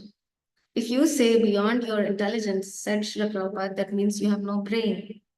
In Prabhupada's association, Adikeshava gained strength and conviction. They complained, said Adikeshava, that if one become a devotee, they suffer from the loss of identity. But actually, they do not know who they are. So we will challenge them like that. What is this loss of identity? You do not even know who you are. So you have nothing to lose. Yes, said Prabhupada with great spirit. What is your identification? That you do not know. We are teaching that by identifying yourself with this body, you have lost your identity. Most of their charges, said Adikeshava, are based on misconceptions about our movement. For instance, they say we do not we do not eat enough or sleep enough. Yet we have studies from our own scientists that our diet is good.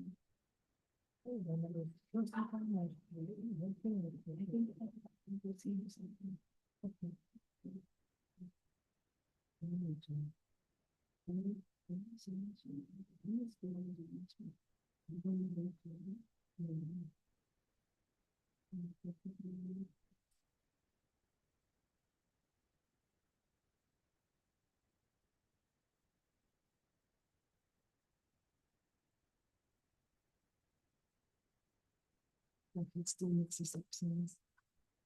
At least I know we are going to Martin Luther King Day.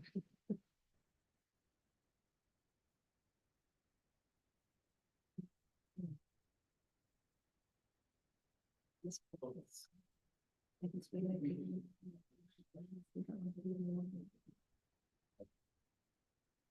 good.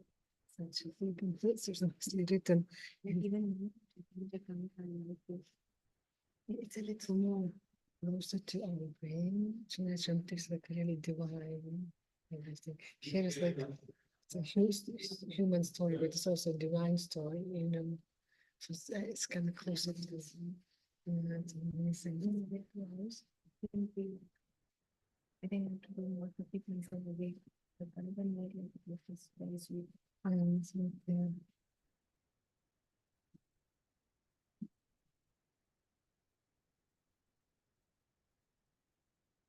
Hare Krishna, reading Srila Prabhupada Lilamrita, chapter 51.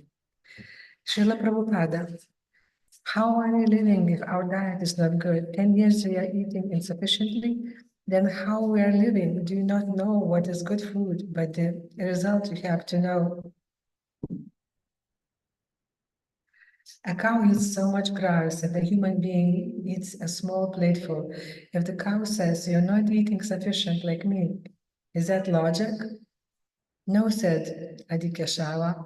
It's not logic, Prabhupada. So you are just like cows and asses. You eat voraciously. Does it mean I have to eat voraciously? But what proof is there? Asked Tamala Krishna Goswami. They may argue for proof of the soul. This is proof, said Srila Prabhupada. Now, if the real-active people has left, if you can understand it, then replace it, replace life. If you cannot, then you have no brain. Prabhupada argued with that at death, although the parts of the body remained, something was missing. But you have not seen that something, said Tamala Krishna. See it or not, said Prabhupada, I can see it. Why this man is dead? Something is missing. Well, said Tamala Krishna, it's just like a machine. Srila Prabhupada became fiery. A machine you can replace. Why don't you bring a new body and replace the dead one? Therefore, you have no brain. It is a completely different thing. Prabhupada said this philosophy of the soul should be presented in court. It will be very interesting, he said. The case will prolong and we can disclose our whole philosophy, is it not? Think deeply over and over and fight. Tell them, what is your seeing? You cannot see beyond this wall. Does it mean there is nothing? Why depend on your seeing, rascal? You are being brainless. I take it as good opportunity for describing our whole philosophy. Don't take it as otherwise. Rather, prove yourself sufficient in this subject matter.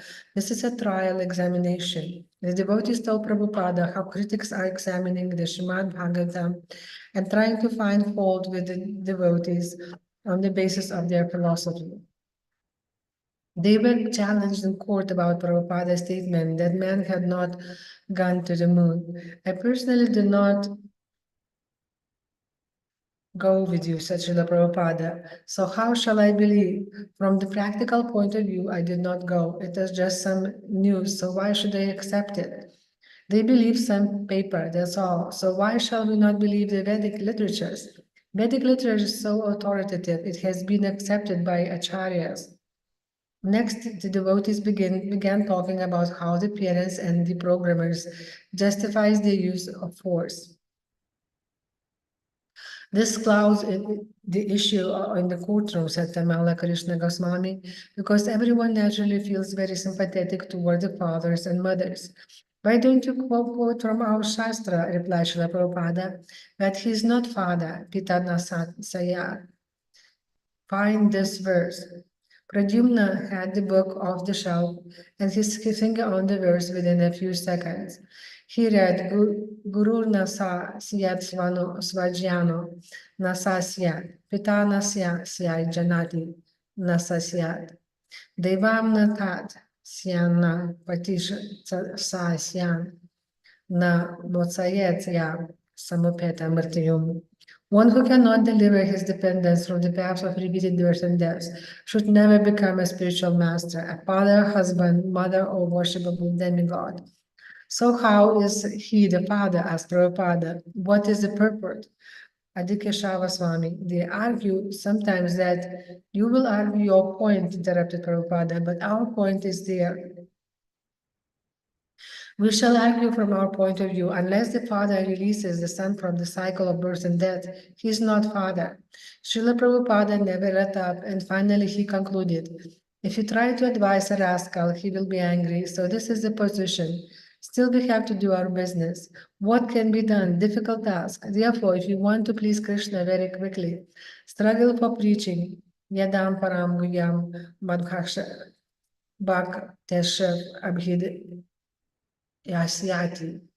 So we have got our business, so please Krishna, that is our mission. So despite so many inconveniences, we have to do this business. Mudhoyam nabhinyati lokomamajam abhyayam. They are all mudas. So we have been engaged to teach them some lesson. I'm never manifested to the foolish and unintelligent. For them, I am covered by my eternal creative potency, Yoga Maya. And so the deluded world knows me not, who am unborn and infallible. Bhagavad Gita 7.25. Later, Srila Prabhupada spoke privately and in more detail with Adikeshava Swami. They told me that you had grown your hair, said Prabhupada. Adikeshava admitted it was so, but that he could not do it anymore. He said he wanted to go to court proudly and say that he was Prabhupada's son and proud of being a devotee. Prabhupada said that was also his desire that Adikeshava go into court in sannyasa dress and carrying his sannyasa danda. He should have tilaka and a shaved head, and he should preach. Srila Prabhupada told how people had advised him to wear Western dress when he had first come to America. Adikeshava had received recent letters from Prabhupada, but now Prabhupada told him face to face to bring all of the books into court and introduce them as evidence. He should boldly preach. Adikeshava mentioned that an official in the Indian embassy had said that the Indian government would give him asylum if necessary. Srila Prabhupada was pleased to hear this. When Adikeshava admitted that he was sometimes discouraged and alone in the prolonged legal struggle, Prabhupada said he could take other men with him to help. But the main backing Adikeshava required was from Srila Prabhupada. He wanted Prabhupada's mercy, and Prabhupada, like a father, gave solace and courage to his young, rather frail-looking son who was going into battle. Don't be afraid, Prabhupada said. Repeatedly, he would call Adikeshava to his room to give him more mercy, another logical argument, an instruction on how he should act in court.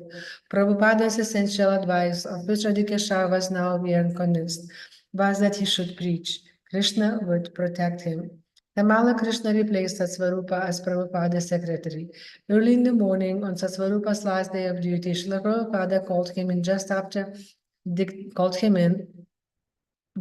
dictating his Srimad Bhagavatam verses and purports and told him that for breakfast he wanted cucumber, soaked mung dal and fruits. He said he had just dictated some verses and purpose dealing with transmigration, and he rewound the tape and played back the dictation. Philosophical arguments of Krishna's father, Vasudeva, trying to convince Kamsa about the eternity of the soul. Vasudeva argued that at death, the soul changes from one body to another, just as a man walking down the street places one foot in front of the other. And Prabhupada, while listening, demonstrated by walking with two fingers across the dictating machine. Prabhupada's dictation continued.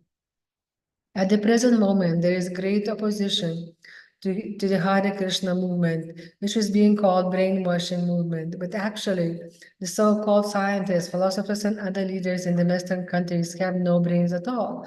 The Hare Krishna movement is trying to elevate such foolish persons by enlightening their intelligence so that they will take advantage of the human body. Unfortunately, because of gross ignorance, they regard the Hare Krishna movement as a brainwashing movement. They do not know that without consciousness, one is forced to continue transmigrating from one body to another.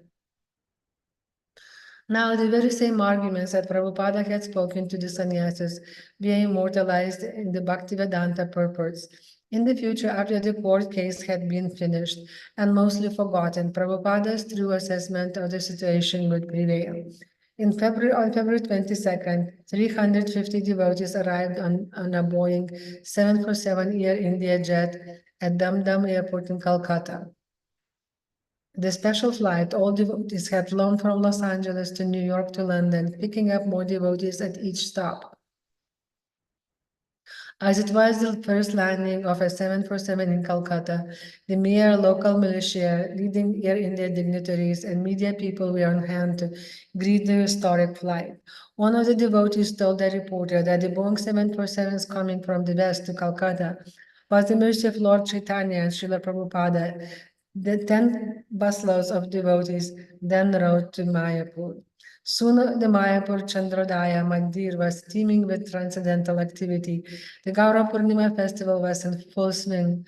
The Kunta players of New York staged an evening theater performance of the Ramayana, and Srila Prabhupada attended. The audience watched and appreciated Srila Prabhupada almost as much as they did the play.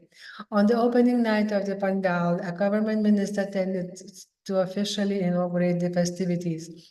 He cut a ribbon to open a new building, and he and Srila Prabhupada walked together down the long first floor corridor and viewed the photo display of ISKCON centers around the world. Halfway down the corridor, Srila Prabhupada stopped, shook his head, and said, "It's all inconceivable." The minister was also amazed at the scale on which Srila Prabhupada was propagating Gaudiya Vaishnavas.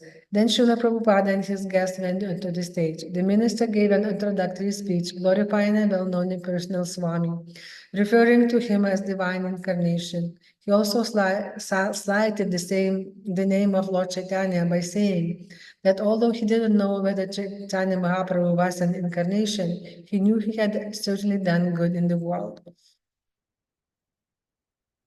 Srila Prabhupada spoke next, using scriptural evidence to correct the erroneous opinions of the minister and the minister had given in his talk. Srila Prabhupada spoke in Bengali, and most of his disciples could not understand, but they could appreciate the gist. Later, when Srila Prabhupada was sitting in this room with a few devotees, he began laughing, smacking his fist into his left palm. He said, "I have smashed him." But Gaura Purnima, only about a week away, thousands of Bengali pilgrims were attending the ISKCON center each night. They streamed into the temple room for Kirtana and Darshana of Radha Madhava and then to see ISKCON photo exhibit.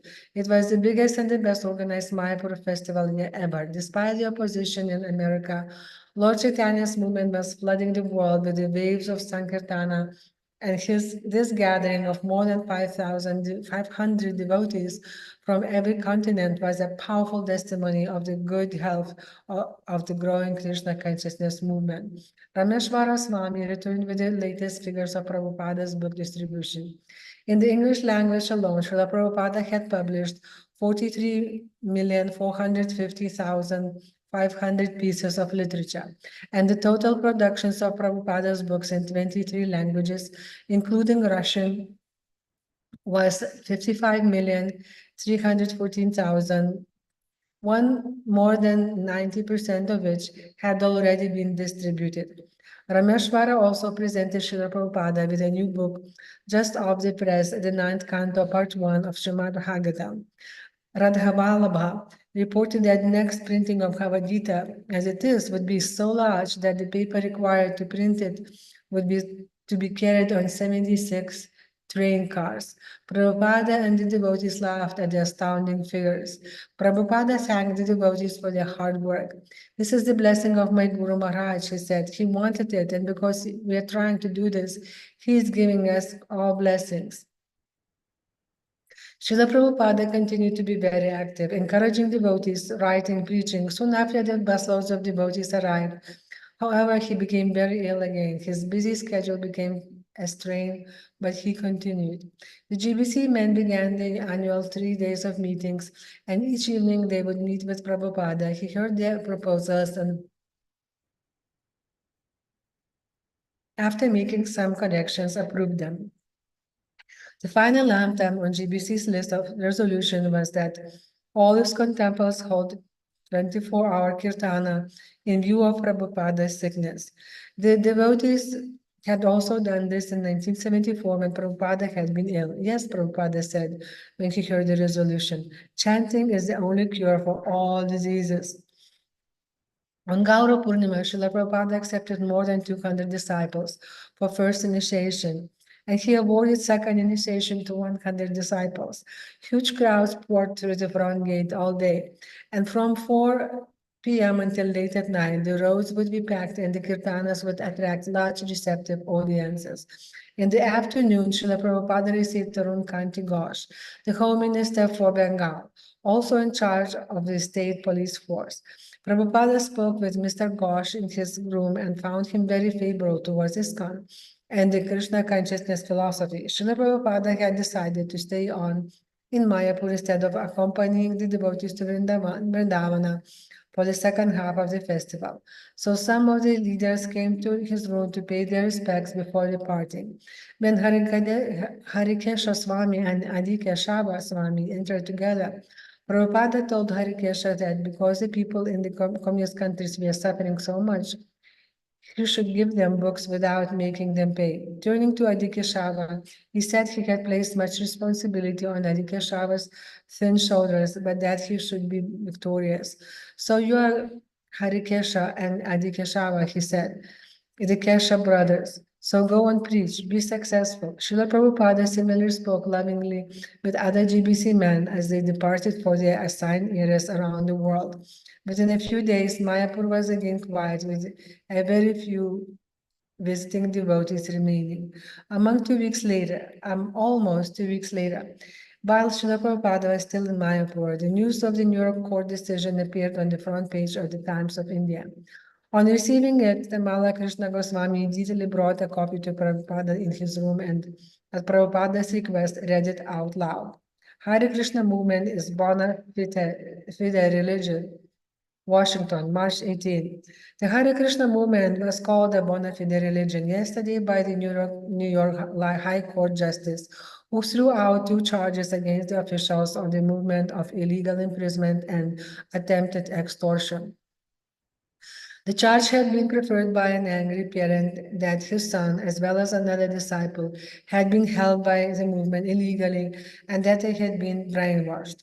The entire and basic issue before the court, said the justice in dismissing these charges, is whether the 2 alleged victims in this case and the defendants will be allowed to practice the religion of their choice, and this must be answered with a resounding affirmative, said Mr. Justice John Leahy. The Hare Krishna movement is bona fide religion with roots in India that go back thousands of years. It behooved Muriel Kreshauer and Edward Shapiro to follow the tenets of that faith, and the inalienable right to do so will not be trampled upon. The separation of church and state must be maintained. We must remain a nation of laws, not of man.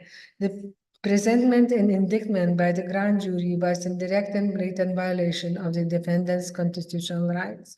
The justice said that it appeared to the court that people rest the case on an erroneous minor premise to arrive at a fallacious conclusion. The record is devoid of one specific allegation of a misrepresentation of any act of deception on the part of any defendant. The justice said, the freedom of religion is not to be abridged because it is unconventional in beliefs and practices, or because it is approved or disapproved by mainstream of society or more conventional religions. Without this proliferation and the freedom to follow the dictates of one's own consciousness, in this search of approach to God, the freedom of religion will be meaningless, right as provided for the Constitution.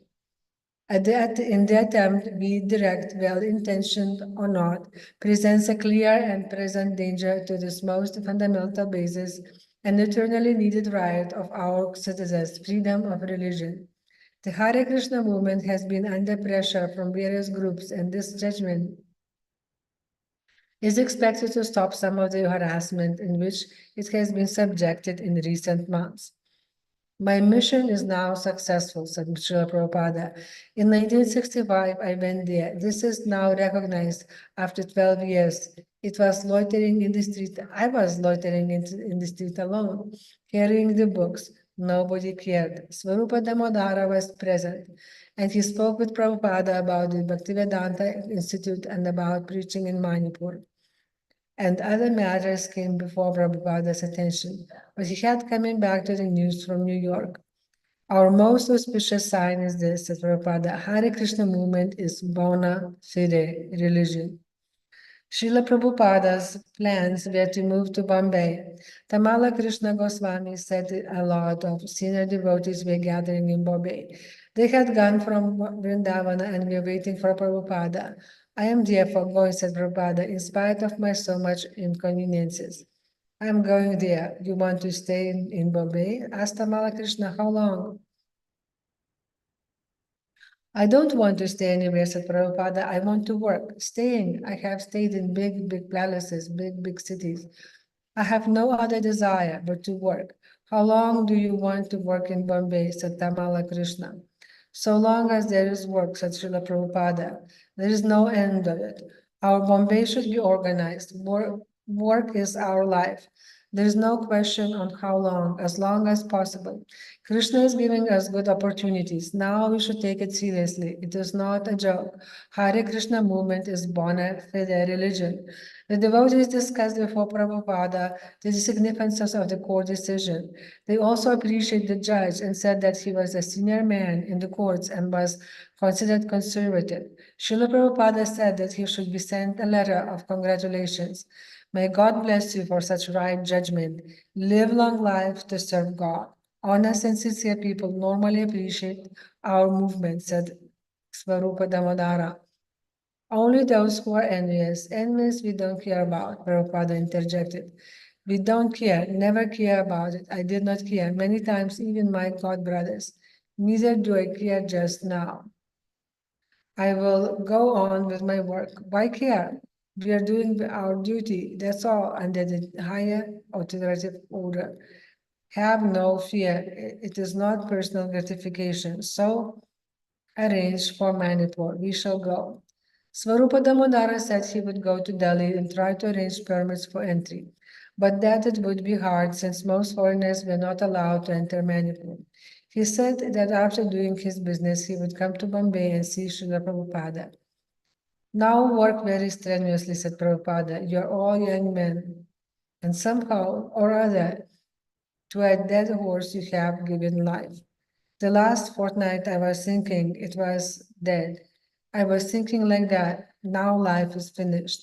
I can be finished at any time. That is not amazing. To live, that is amazing. My life is finished. That is not amazing. No one will lament, oh, he was old man, 82 years old. But if I can live for some days more, that is wonderful. If I die, that is not wonderful. Krishna is wonderful, said Tamala Krishna Goswami. Krishna is wonderful always, said Prabhupada. And you are wonderful, said Bhagavananda Goswami. I am wonderful, said Srila Prabhupada, as long as I serve Krishna.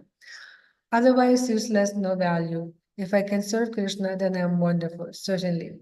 Srila Prabhupada continued declaring that Krishna was the most wonderful and and could do anything, that he was alive and still active, he said, and arrested to Krishna's being wonderful, attested to Krishna's being wonderful.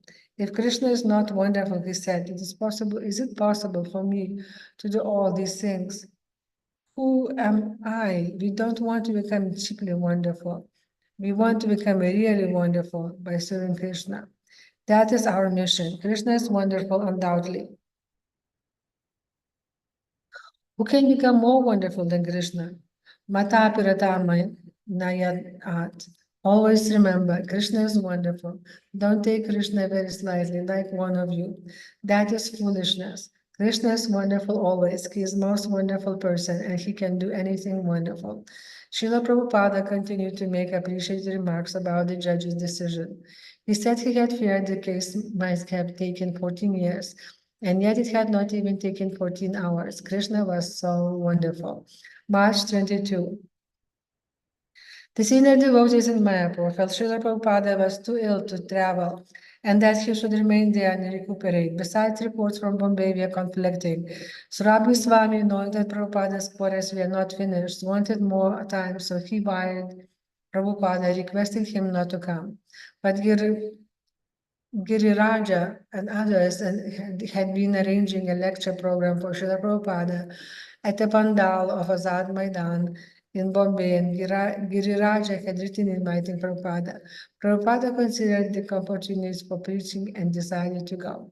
He had his secretary send a telegram from Mayapur to Bombay. Prabhupada arriving Tuesday at 1350 have rooms ready in whatever condition. But on Prabhupada's arrival in Bombay, he was so weak that he could not walk down the steep stairs from the airplane, and nearly personnel arranged for him to be lowered to the ground by hydraulic lift. Once he was on the ground, several devotees assisted him in walking. Although he appeared frail, he smiled brightly when he saw the devotees waiting for him at the airport. In the car, Srila Prabhupada inquired about the Bombay temple, and Hari Shauri informed him that his quarters were not yet ready, with no toilet, no running water, no doors or windows, and the workmen polishing the floors. Prabhupada dismissed these objections and said he would move in anyway. The devotees who knew the state of the building became extremely anxious. It did not seem possible that anyone could live there, but Prabhupada said he would. Hari Shauri said he was surprised Prabhupada had decided to travel, and Prabhupada replied, yes, even up to last night, there was no chance of my coming, but still, somehow or other, we are here. Prabhupada was traveling and preaching because that was his life. For more than 30 years, he had been spreading the Krishna consciousness movement, first in India and then in America and throughout the world. As long as Krishna gave him even a little strength, he would continue.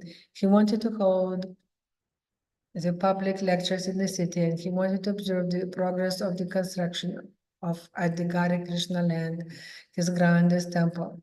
Even though the temple was not completed, he would move in and show the devotees how to use it. As they drove up to entrance of to Hare Krishna land, Prabhupada could see the tall trees of the ISKCON Hotel and the incomplete but massive domes of the temple. These huge structures dwarfed the little shed that was the temporary residence of Sri Radha Rasarihari. The deities had been in that shed since 1971, when Prabhupada had moved from there with a promise that he would build them a beautiful temple. And now, after much difficulty and struggle, that promise was soon to be fulfilled. Radha Rasarihari would soon move into one of the most gorgeous and opulent temples in India.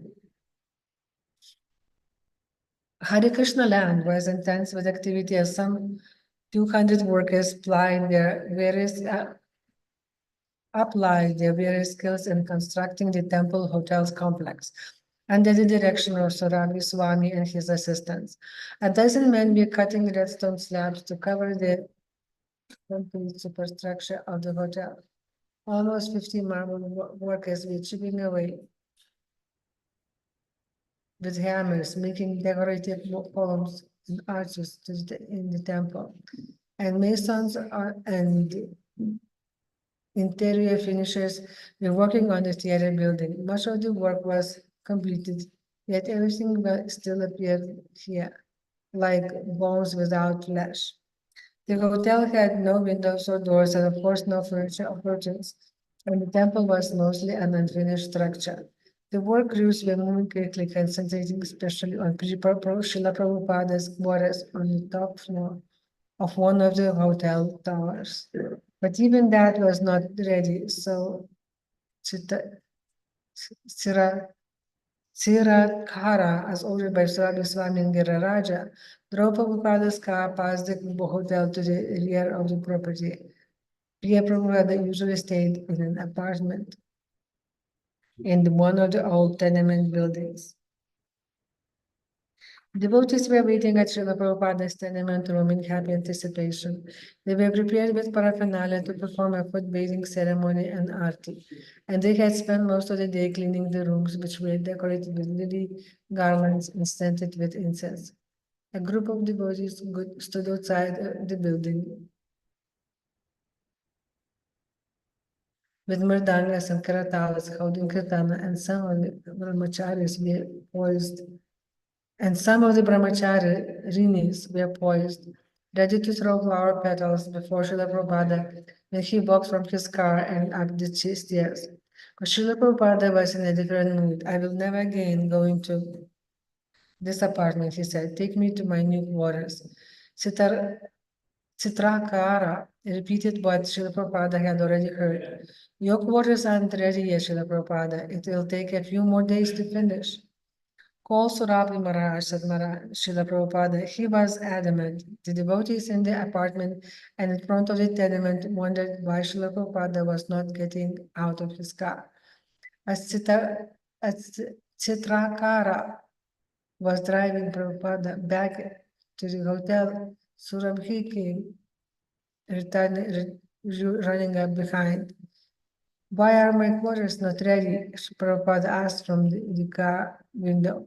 Running to catch up, Surabhi explained that he needed a few more days and that Srila Prabhupada could please stay in his own apartment in the meantime.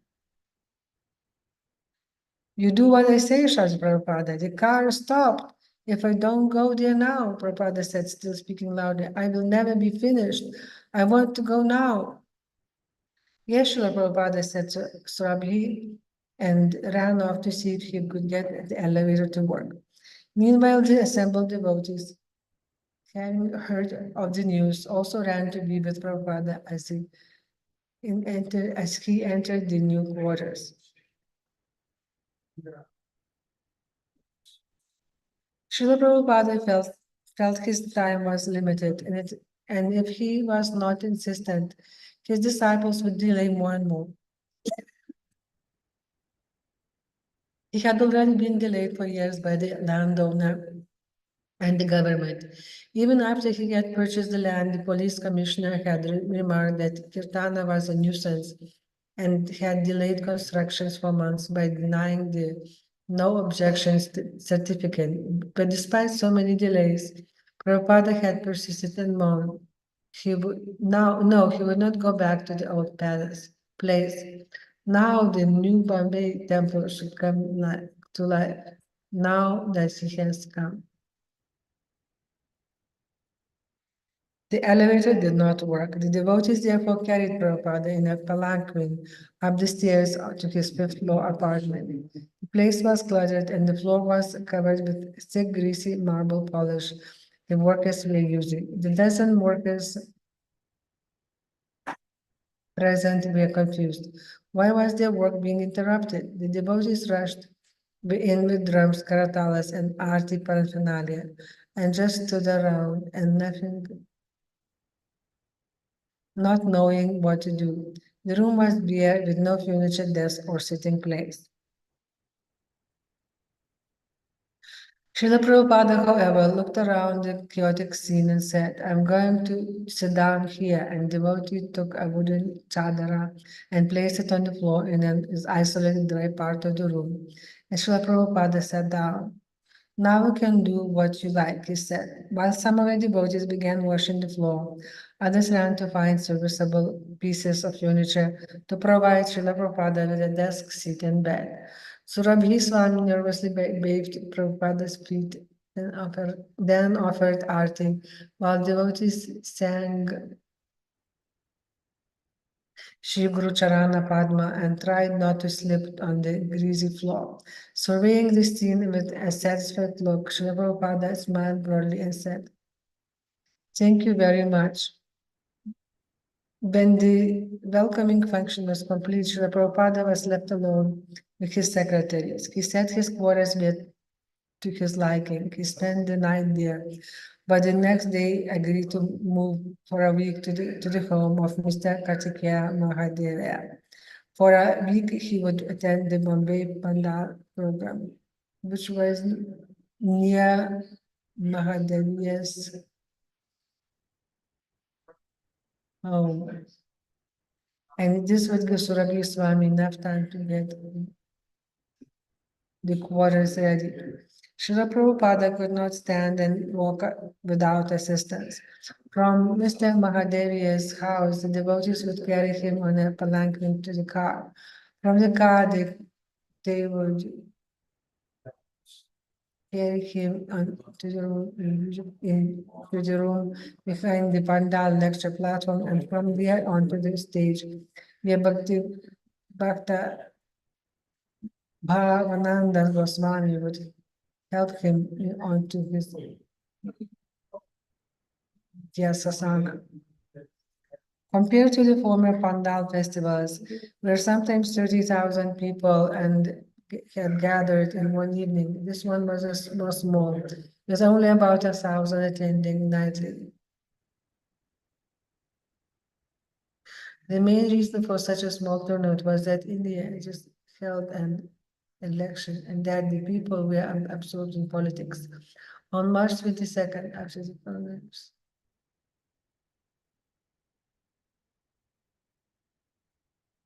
partly after the Congress party had been defeated in the House of Parliament, Prime Minister Indira Gandhi had resigned. Within a day or two, a new Prime Minister would be selected from the Janata Party. Many Bombaites who might otherwise have attended the Pandal lecture were caught up in hearing the news, attending rallies, or talking about national politics and the fall of Indira Gandhi. But the small crowd that attended was very interested. Prabhupada was not disappointed. Srila Prabhupada spoke and his faint voice was amplified over the sound system. Bhavananda Swami will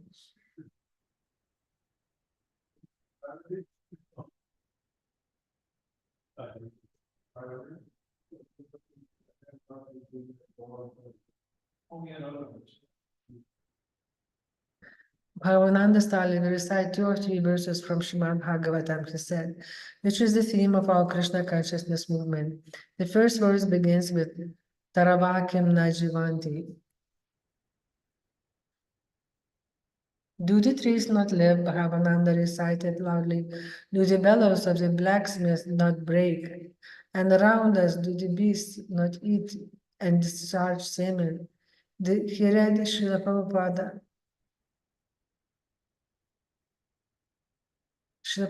purport and then read the next verse.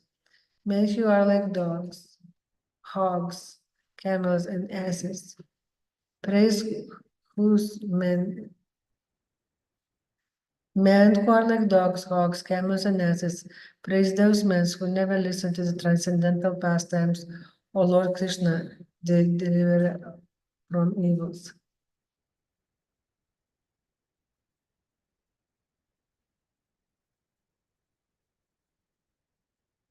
After Bhagavananda finished reading the long purport to that verse, Srila Prabhupada began his lecture. He explained how the spirit soul changes bodies life after life, but admitted that people are genetically unaware of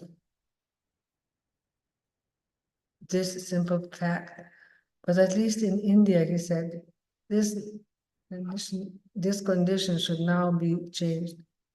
Not everyone would be able to realize the spiritual knowledge, but at least there should be an ideal institution. And that, he said, was the purpose of the Krishna consciousness movement, to create ideal brahmanas who could guide and instruct the rest of the society.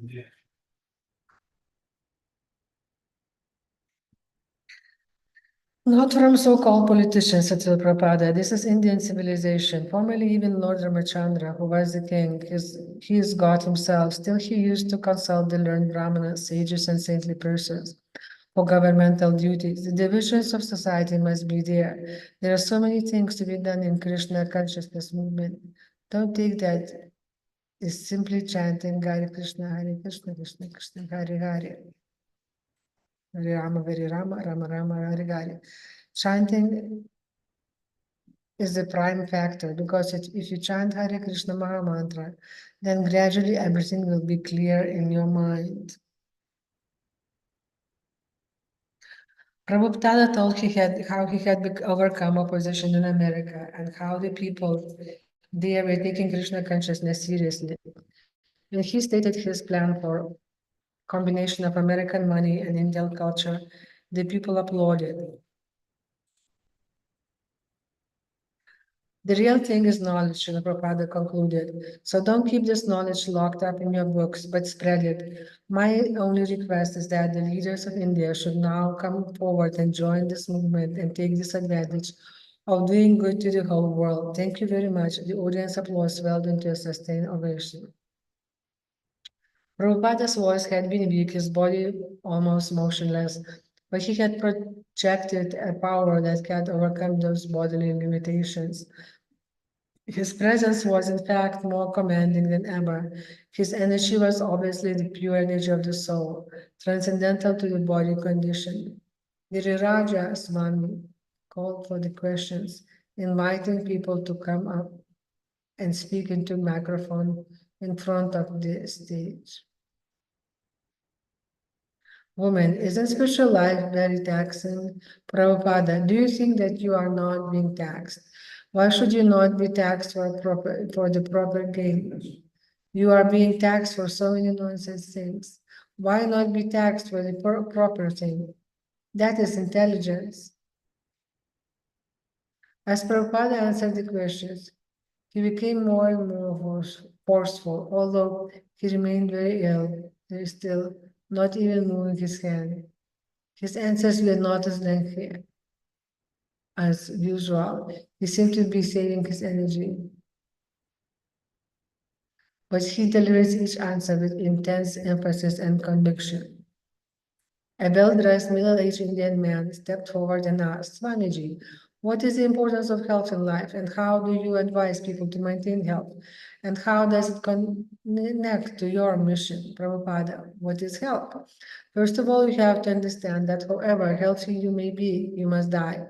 So what problem will you have solved? Janma Mritya Jara Vyadhi Dukha Doshanudar Shanam. Krishna said, it is not my manufacturing. Although you may try to remain very healthy, the nature's law is that you must die. How do you help? How can you help yourself? After all, you have to meet death. So long as you have got this material body, there is no question of death or health. You must suffer. You may be a very great scientist, but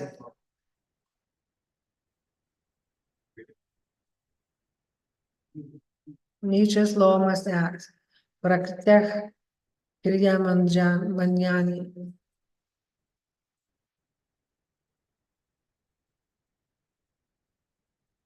Prakrteh kriya manani. Foolish persons bewildered by false egotism saying, I'm improving my health, I'm improving this. He's improving nothing. He's completely under the clutches of material nature. He can't act anything independently. That is the law of nature. Another man asked if Prabhupada could have solved political problems with this religion basis. Yes, Prabhupada replied, all problems will be solved when we become Krishna conscious. What is the simple solution to understand the soul? Another asked. I would like to understand that. Understand the soul. This is very simple, Srila Prabhupada replied, but you are educated so foolishly that you cannot understand. Srila Prabhupada explained briefly in the body.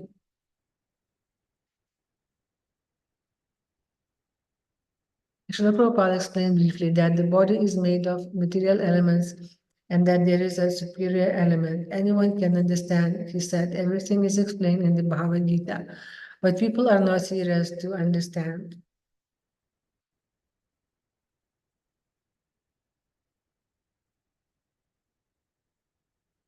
The morning after the first Pandal lecture, Srila Prabhupada sat with Karikeya Mahadeviya, Tamala Krishna Goswami, and Bhavananda Goswami. Ever since Prabhupada's extreme weakness of health had occurred in Mayapur, he would often sit for hours alone and silent. When he spoke, his voice was often hoarse and faint, but otherwise his conversation was, as it always had been, completely Krishna conscious. In fact, Srila Prabhupada was becoming increasingly strong in his compromising criticism of all Mudas who do not accept Krishna as a supreme personality of Godhead.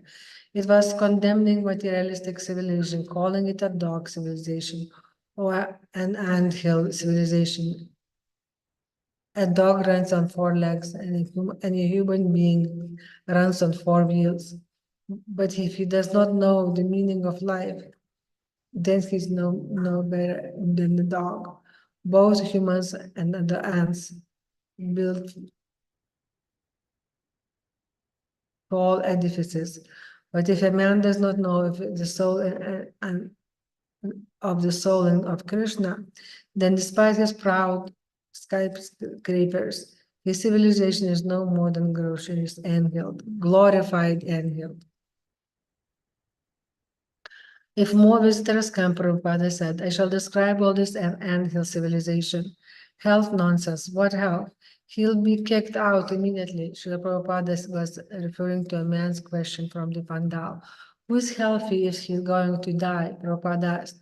I'm so healthy that I'm going to die tomorrow. This is their health. Almost everyone is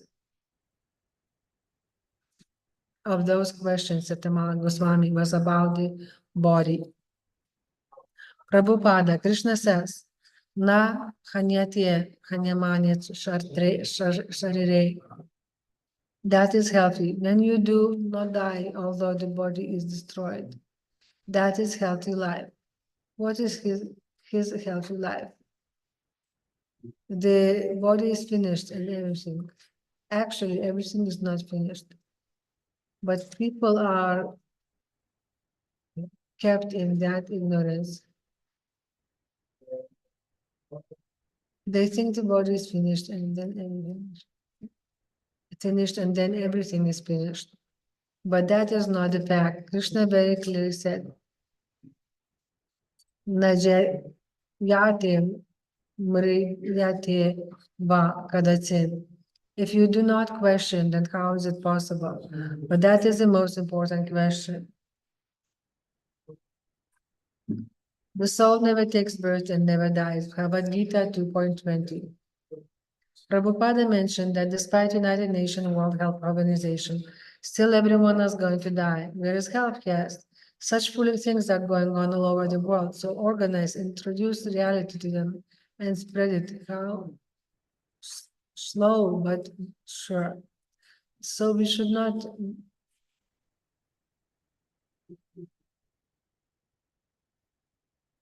be impatient and compromise, as said Tamala Krishna Goswami, just to be popular.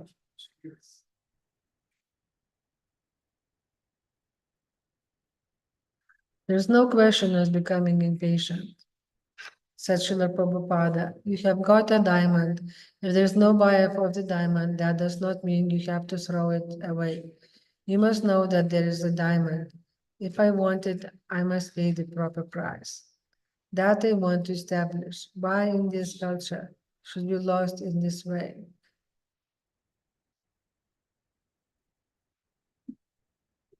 I'm not a cheap patriot. I want to give Indian culture to the whole world.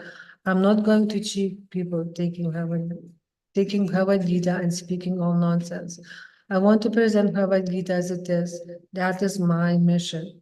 Why should I cheat you?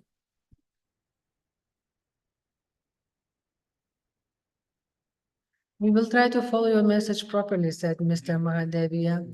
Why should India's big culture be lost for the matter of these rascal leaders, said Prabhupada. They should be stopped. Krishna consciousness is all inclusive.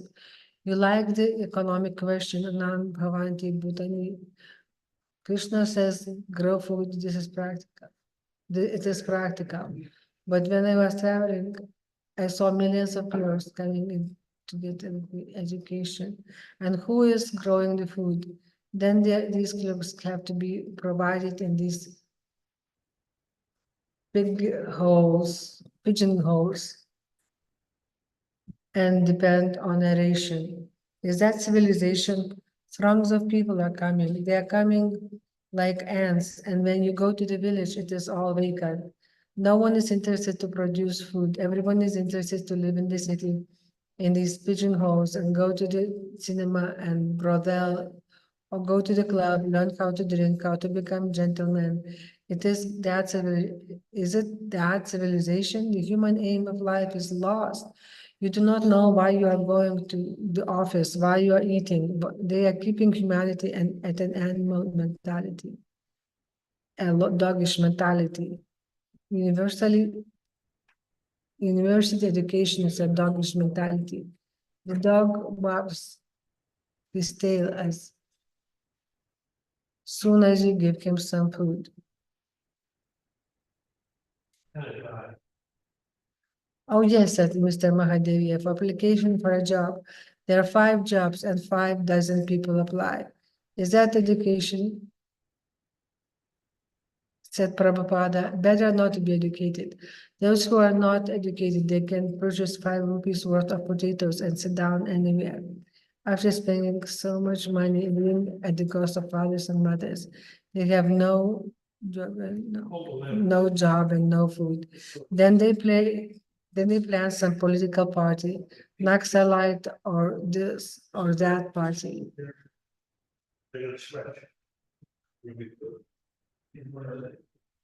And join a political movement and help India.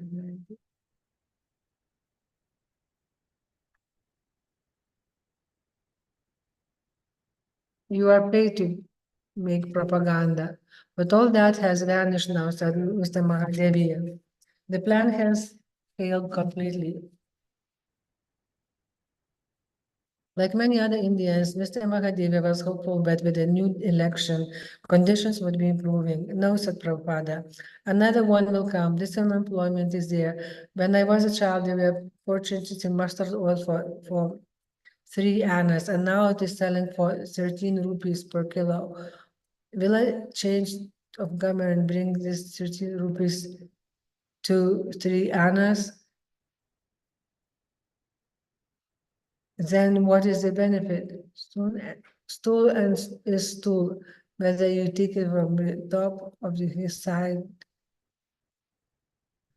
whether you take it from the top side or the bottom side. A few devotees entered the room and sat, while Prabhupada encouraged them all in preaching. He said that people could not get relief from government, but through Krishna consciousness, Krishna and his devotees we are for everyone and not for a particular nation or person. The people are in darkness, and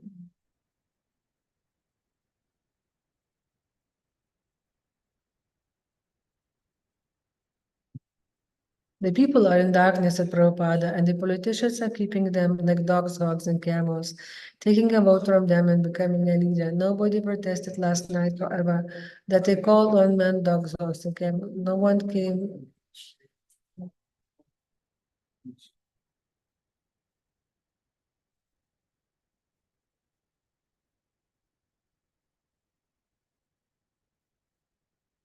No one came forward and said, "You are using very strong words because it is all a fact." The special lecture idea, said Hridayananda Goswami, of American money and Indian culture. They applauded for that. "Yes, that is my mission," said Prabhupada. "I'm doing that. I'm bringing money from America. Nobody is paying me. It is not a job. 10 lakhs of rupees. Who else brings? Even big export companies don't bring so much," said Gopala Krishna. "And they will be glad," said Prabhupada, "they have got money and they are getting culture. I'm trying for United Nations."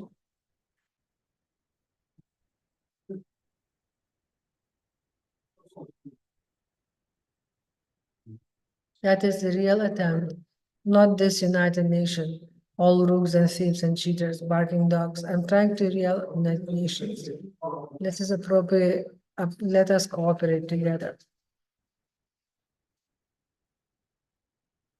Srila Prabhupada's disciples rallied to hear him speak like this, and they resolved to somehow counteract the forces of ignorance toward Krishna consciousness.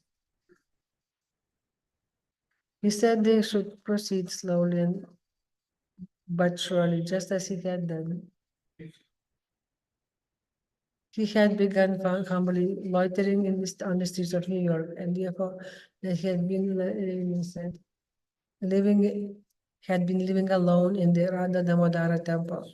But now there was a Bombay temple, that mm, a palace that would be crowded with thousands of guests to see the deity and attend cultural programs. "Do it enthusiastically," said Srila Prabhupada. "You are all young men. Our enthusiasm is coming from you," Srila Prabhupada said, Kamala Krishna. "I'm an old man," Prabhupada said faintly, but the devotees did not accept it. Srila Prabhupada was Navajati, spiritually ever fresh. Each night, Srila Prabhupada had a different devotee read a verse and purport. Leading disciples like Hridayananda Goswami and Giriraja would lecture, and Prabhupada would speak afterwards. He continued stressing India's real message to the world and the misfortune that occurs in people, especially the Indians, neglected. Based on his bold statements, some devotees had made a big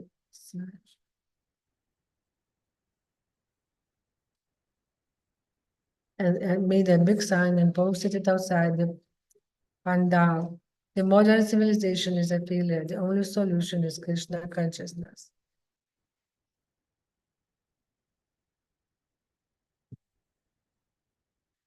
In his evening lecture, Srila Prabhupada advised his hearers against identifying with any political party. One day, someone is a prime minister, he said, and the next day, that person is finished. Although Prabhupada had begun his lecture series by apologizing to the audience, saying he could not speak much because of his poor health. Each night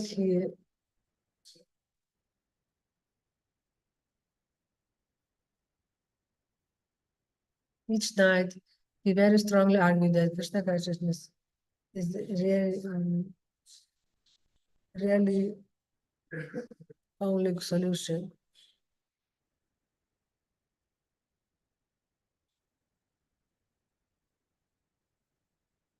And during the question and answer period that followed his lecture, he was often explosive. When chanting, a man asked through the microphone at the front of the stage, "You chant the name of Rama as well as Krishna, but I do not see any photograph of Rama here. What is the reason? You do not see, but can you hear?" Prabhupada asked. "I do not see," the man insisted. Srila Prabhupada exploded. But you do not hear," and he went on explaining that hearing is the best way of understanding that which you cannot see.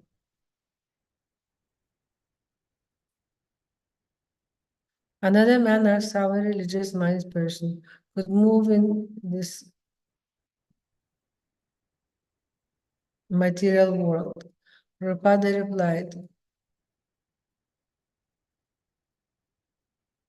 Therefore, you have to understand your spiritual identification. Because you are fools and rascals, you are thinking, I am this body. He said that to realize this knowledge, one must be trained by a spiritual master. Srila Prabhupada was aware that most of the questioners had no serious intentions of following him, so sometimes he reprimanded them like an older brother for their foolishness. Even the asking philosophical questions with no intention of following was itself foolishness. But Srila Prabhupada continued to offer the diamond of Krishna consciousness, even when their inquiries did not possess the purchase price of sincerity. He offered it nonetheless, and at great expense to his own physical condition.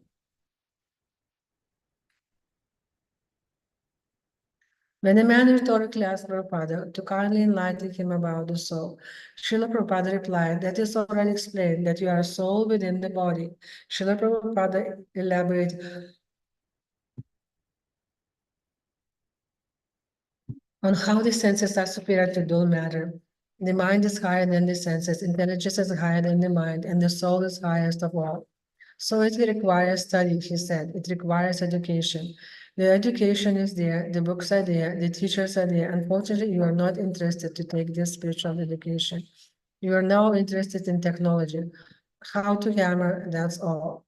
Each evening, a prominent guest would appear at the pandal and introduce the program. One night after J.M. Gandhi, a justice of the High Court of Bombay, spoke, Bhavananda Goswami read aloud the first two verses, along with Srila Prabhupada's commentary. From the teaching of Lord Rishabhadeva in the first canto of Srimad Bhagavatam, Srila Prabhupada spoke briefly and agreed to take questions. If God is everywhere, man asked, why is his presence not felt by everybody? Everybody is not intelligent, said Srila Prabhupada. Mostly they are rascals. Manusyanam Śāstra-cakṣus.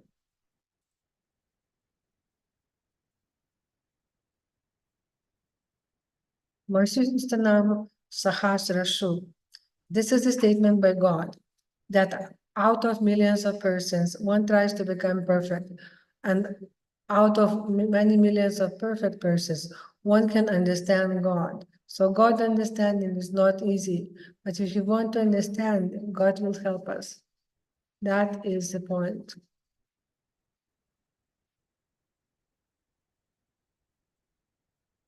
The next man said he had several questions.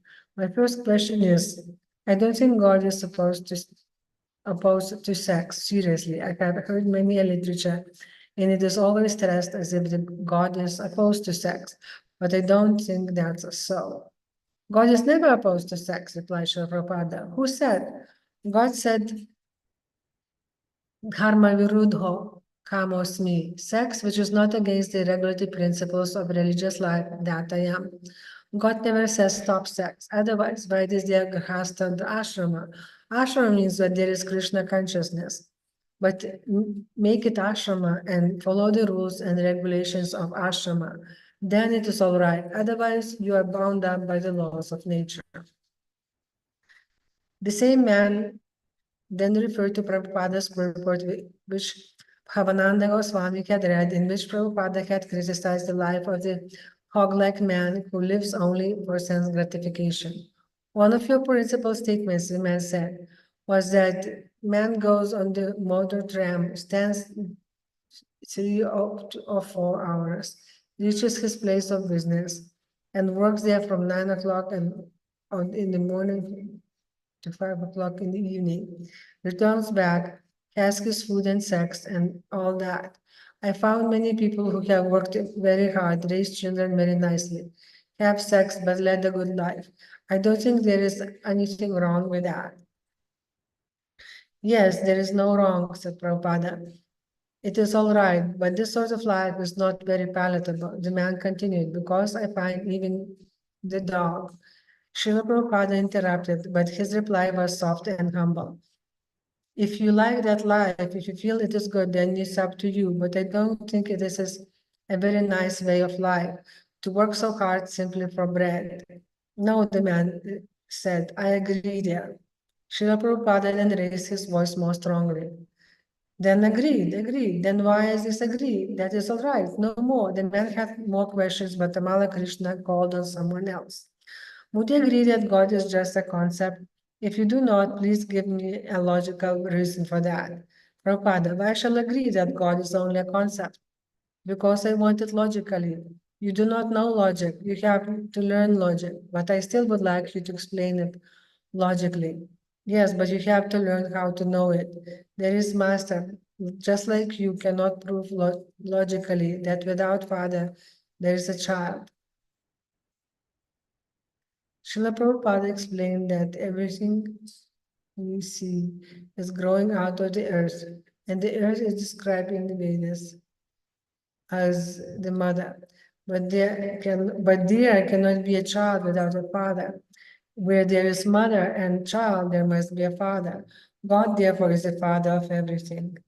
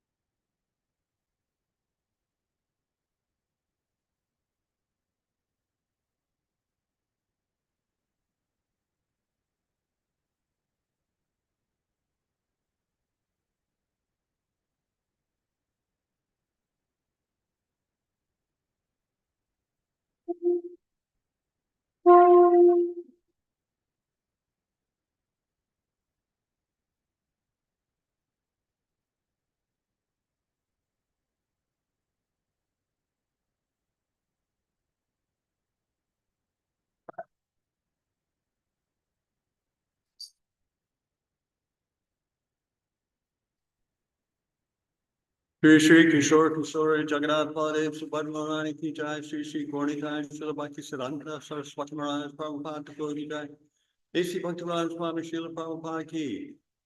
Namo Vishnu Padaya Krishna Prasthaya Bhutale Srimate Bhakti Vedanta Swami Tin Namane Namaste Saraswati Deve Gauravani Pracharane Nirvishesha Sunyavari Bhaktitare Satarane Shri Krishna Chaitanya Prabhu Nityananda Shri Advaita Radha Shivasari Gaur Bhakta Vrinda Hare Krishna Krishna Krishna Hare Hare Hare Rama Rama Rama Hare Hare. Reading in Srila Prabhupada Lilamrita, Volume 2, Chapter 51. Srila Prabhupada's disciples were urging him not to exert himself, so when Swarup Damodar arrived, Srila Prabhupada asked him to give the evening lecture. Prabhupada was very impressed with Swarup Damodar's scientific presentation of Krishna consciousness. One of the devotees remarked that Swarup Damodar's talk seemed too technical for the audience, but another devotee replied that even if no one else had appreciated the speech, Srila Prabhupada had, so it was a success. Following Swarup Damodar's lecture, Srila Prabhupada spoke for about 5 minutes and left without taking any questions. The following night, Prabhupada did not speak at all, but he sat on stage while two of India's leading cardiologists, Dr. Kesharo Deti and Dr. Sharma, spoke. Srila Prabhupada had been garlanded by Dr. Deti, and he sat patiently and silently on the Vyasasana, satisfied that prominent Bombayites were honoring the Krishna consciousness movement. Dr. Deti spoke about heart disease and said it could be eliminated by controlling anxiety. He then praised Srila Prabhupada and his movement. After the doctor's brief talks, Swarup Damodar gave another scientific lecture and showed slides. Srila Prabhupada later told Swarup Damodar and others, "This scientific program is giving me extra strength to preach Krishna consciousness. It seems like you are giving more stress to science in recent years than previously," said Tamal Krishna Goswami. "That is required for convincing the modernized man," said Prabhupada. "Perhaps I am the first man who protested against these unauthorized scientists." "Oh, yes," said Swarup Damodar. "Everyone is afraid of them except Srila Prabhupada. Frankly speaking, I never knew that the problem was this serious before I met Srila Prabhupada. I never thought about this. Therefore, I took it so seriously," said Prabhupada. "Every morning, I would look for you and ask, where is the scientist? I thought, here I have got an opportunity to impress a scientist, and that will fructify. That was my aim. Therefore, I was bothering you in so many ways." "It is your incredible mercy, Prabhupada," said Swarup Damodar. "Because I cannot use technical words," Prabhupada said, "and he can do that, so I wanted that he should be trained up." Giriraj arranged that one of the newly elected Janata Party members of Parliament come and see Srila Prabhupada. The gentleman, Mr. Ratan Singh Rajda, was eager to meet the leader of the Hare Krishna movement. So while Mr. Rajda had been attending a political rally at Shivaji Park, Giriraj had come to arrange the meeting. When I went there, Giriraj told Prabhupada, he asked me to sit with them on a dais. So I did. But was that wrong? "Why not?" said Prabhupada. "He is honoring you." Giriraj said that Mr. Rajda had asked to be the first speaker at the rally so that he could be free to come and meet with Srila Prabhupada before leaving the next day for a meeting with the central government in Delhi. Giriraj explained that Mr. Rajda was a member of parliament from Bombay South, which was the most prestigious district, and that he had formally helped ISKCON in their case against the attempted demolition of the temple. Mr. Rajda entered the room and made a respectful gesture of obeisance to Srila Prabhupada. He said that he had met Srila Prabhupada once, but since then he had been in jail for 19 months. Srila Prabhupada seemed surprised. "Jail?" he asked. Mr. Rajda explained that he had been jailed during Indira Gandhi's political emergency. More than 150,000 patriotic people had been imprisoned, he said, including J.K. Prakash, the present Prime Minister, Morarji Desai. "When Giriraj told me that you were here," said Mr. Rajda, "I told him definitely I would like to ask for darshan."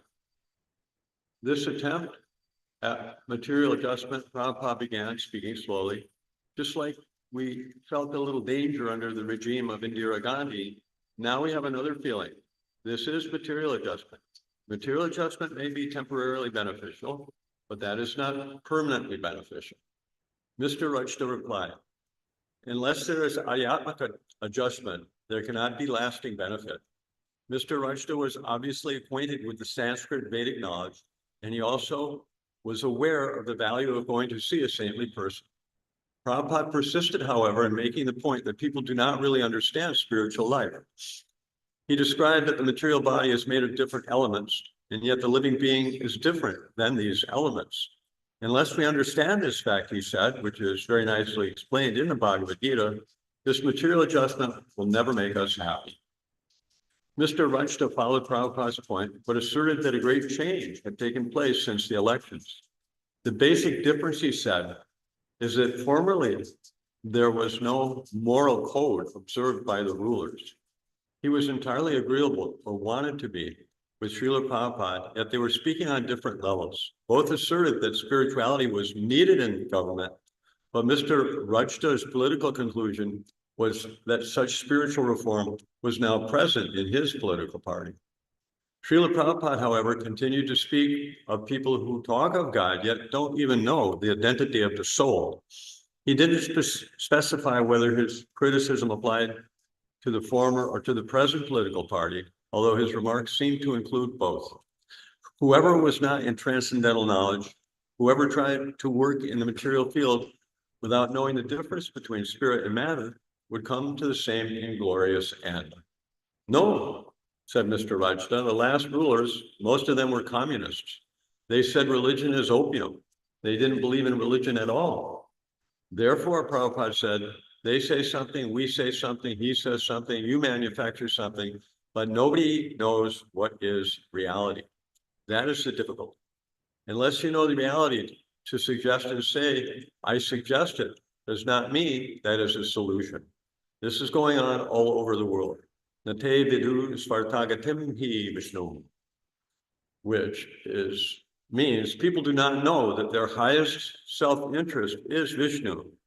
7th Canto, Chapter 5, Text 31 in Srimad Bhagavatam. The external features, these material features, they are concerned with that. Earth, water, fire, air, ether, mind, intelligence. But they do not know that beyond this, there is another element. Unless you come to that knowledge, there is no question of welfare activities. That knowledge is available in India. Srila Prabhupada accepted Mr. Rajda's visit as sincere and serious, and so he wanted to convince him to fully accept Krishna consciousness if he was really serious about introducing principles of Dharma and morality into government. Real Dharma had to start with an acceptance of self-realization as the all-important goal of life. It could not succeed just by rubber stamping the government as religious. Now we have got good government, Srila Prabhupada conceded. Very nice. Now you should take advantage of the privileges which are there in India. The Bhagavad Gita is there. If you take directions from Bhagavad Gita, then the whole human society will be benefited. That you do not know. That is the defect. Even big leaders, they profess to be students of Bhagavad Gita, but they do not know anything, although it is clearly stated. Who is the leader in India who does not know Bhagavad Gita? Everyone knows, even Morarji Desai. When he was to be arrested by the leaders of government, he said, wait, let me finish reading my Bhagavad Gita, is it not? Yes, replied Mr. Rajda. Prabhupada said, let me finish my Bhagavad Gita, then you can harass me. Mr. Rajda added that Mr. Desai was also studying the Bhagavad Gita very minutely while he was in jail. But now, said Prabhupada, he says that Janata is my God. Did he not say this recently? Mr. Rajda admitted that Morarji Desai had stated that, but he had later clarified it. It is the government's responsibility to make people God conscious, Srila Prabhupada argued. It's a very simple thing. God personally is explaining how to become God conscious. It is a very simple thing. Manmana bhava mad bhakta. Even a child can do it. So why not leaders? Then their example should be followed. Why don't they do this? This is God consciousness. Do it seriously. Then everything will be all right. They are defying the existence of God and reading Bhagavad Gita. This is their position. Always think of Krishna and become his devotee. Bhagavad Gita 9, text 34. Srila Prabhupada explained to Mr. Rajda how he had been propagating the Krishna consciousness movement virtually alone. For years, he had worked in the West, and now he was bringing his movement to India. Cooperate with us, he said. You are so kind. You have come to see me. You have got desire, so let's take it seriously. Mr. Rajda seemed very moved, and he replied, yes, sir, correct. It is serious, said Prabhupada, but nobody has taken it seriously. Bhagavad Gita is a popular book. Everyone takes Bhagavad Gita and says, I am a student of Bhagavad Gita. But if the leaders of society really set the example, others will follow. That's correct, said Mr. Rajda. A serious effort should be made. Only lip service will not help. That is correct. Mr. Rajda reminded Prabhupada how he had supported the Juhu temple at the time of the attempted demolition.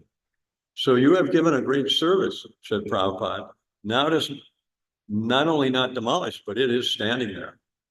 It is standing for Mr. Rajda and a very nice temple. Mr. Rajda mentioned the possibility of a meeting between Srila Prabhupada and Morarji Desai. He said it could be arranged if it was convenient for Prabhupada.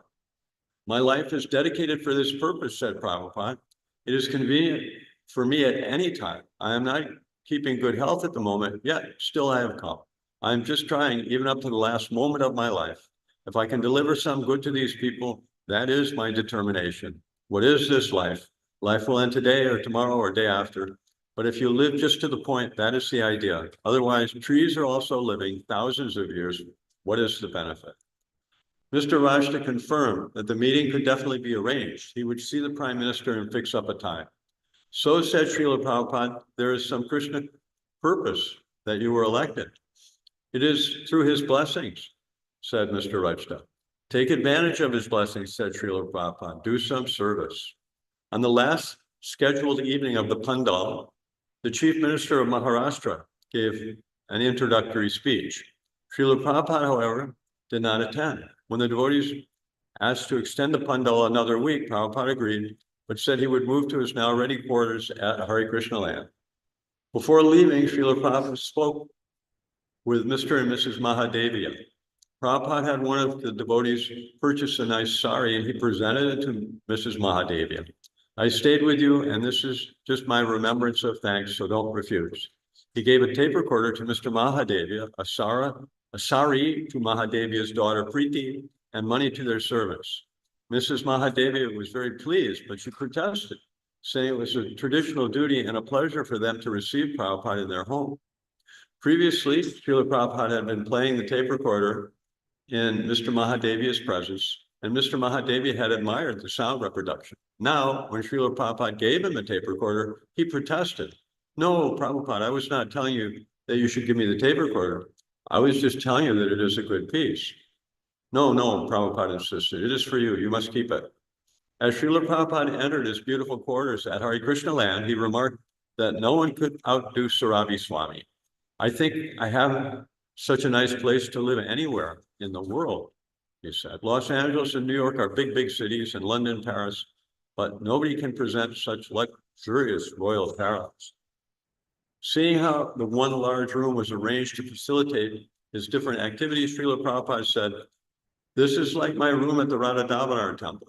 In one corner I am writing, in another corner I am sitting, in another corner I am taking prasadam. The comparison was odd, since the Radha Damodar place was a tiny cell. Yet Srila Prabhupada saw them as related. The beginning in Vrindavan and the apex in Bombay. In either place, he was the same person, humbly taking a little prasad, writing his books, and ambitiously planning for spreading Krishna consciousness. Srila Prabhupada discussed with several of his disciples and Dr. Sharma about his daily routine in Bombay. He said he would come down for darshan of the deity and would lecture once a week on Sunday. On special occasions, he would see a visitor in his quarters, but rarely. Generally said, people come to visit and say, how are you? How are you feeling? And he takes a half hour even. So what is the use of wasting time like that? How are you? Everyone knows that I'm not feeling well.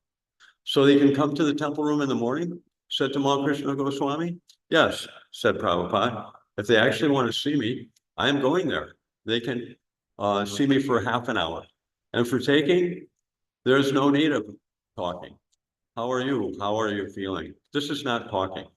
Instead, said Gargamuni Swami, they can buy some of your books downstairs. Yes, Prabhupada said approvingly. This is a waste of time. I want to stop this to answer all these things. How are you? By saving his time and energy, he said he could work on his book writing. Devotees assured him that everyone would appreciate this schedule and would be happy that he was working on the 10th canto. I think I shall be able to work from today, Prabhupada declared. Now I have got a very nice place, full freedom, so there will be no difficulty. That Prabhupada would not take any morning walks went without saying. Everyone closely involved with Srila Prabhupada had come to accept a new way of living with no morning walks and very few classes.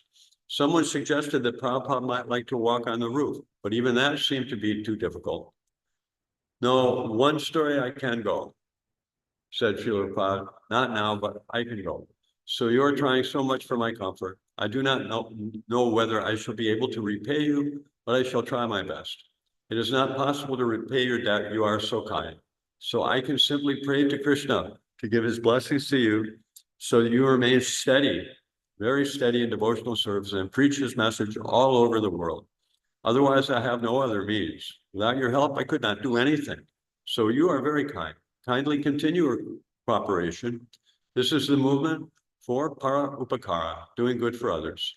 I have got report from other temples all over the world. They are doing very nice, is it not? Other temples outside India, they are doing very nice.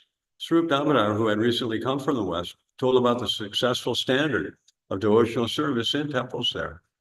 Prabhupada said he wanted silence so he could do his work, and he told a little story about a woman whose tinkling bracelets disturbed her husband. The husband took one bangle away, but still he was disturbed by the tink, tink, tink. He took away another bangle and another until there was only one left. Then there was no more tink, tink, tink. Prabhupada specifically asked his secretaries not to gather and talk in the outer room. Remain always one, said Prabhupada, and read books. Then there will be no noise. And as soon as you become two, tink, tink, tink, that I don't want. It won't happen, said Tamal Krishna. If anyone comes to see me, I will go out of the apartment. Yes, said Srila Prabhupada. In this way arranged, it should remain always quiet and serene. These are your quarters, said Tamal Krishna. No one else should come.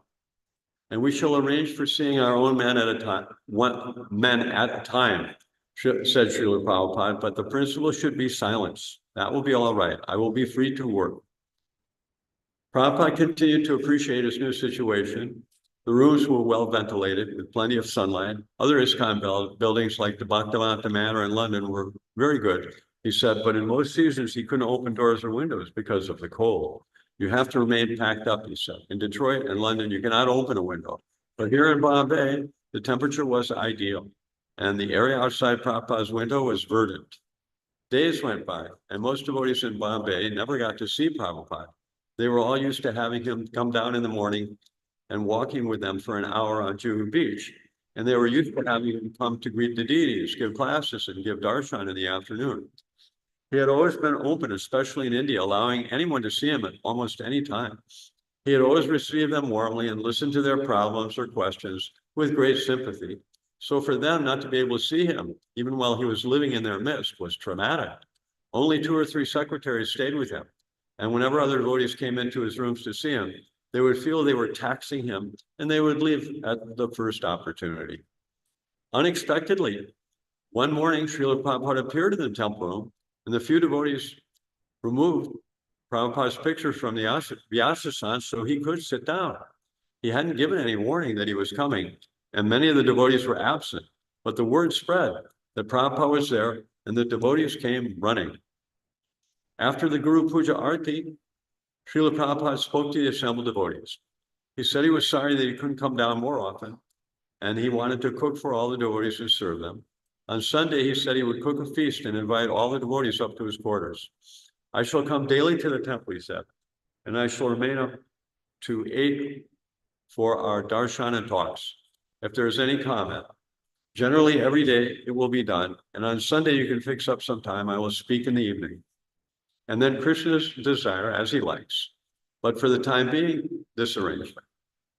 Prabhupada's humility and his exactly reading the minds of the devotees made them feel ecstatic love for him. Some of them had even been thinking that Prabhupada had forgotten them and that other things had become more important for him. But now he was reassuring them.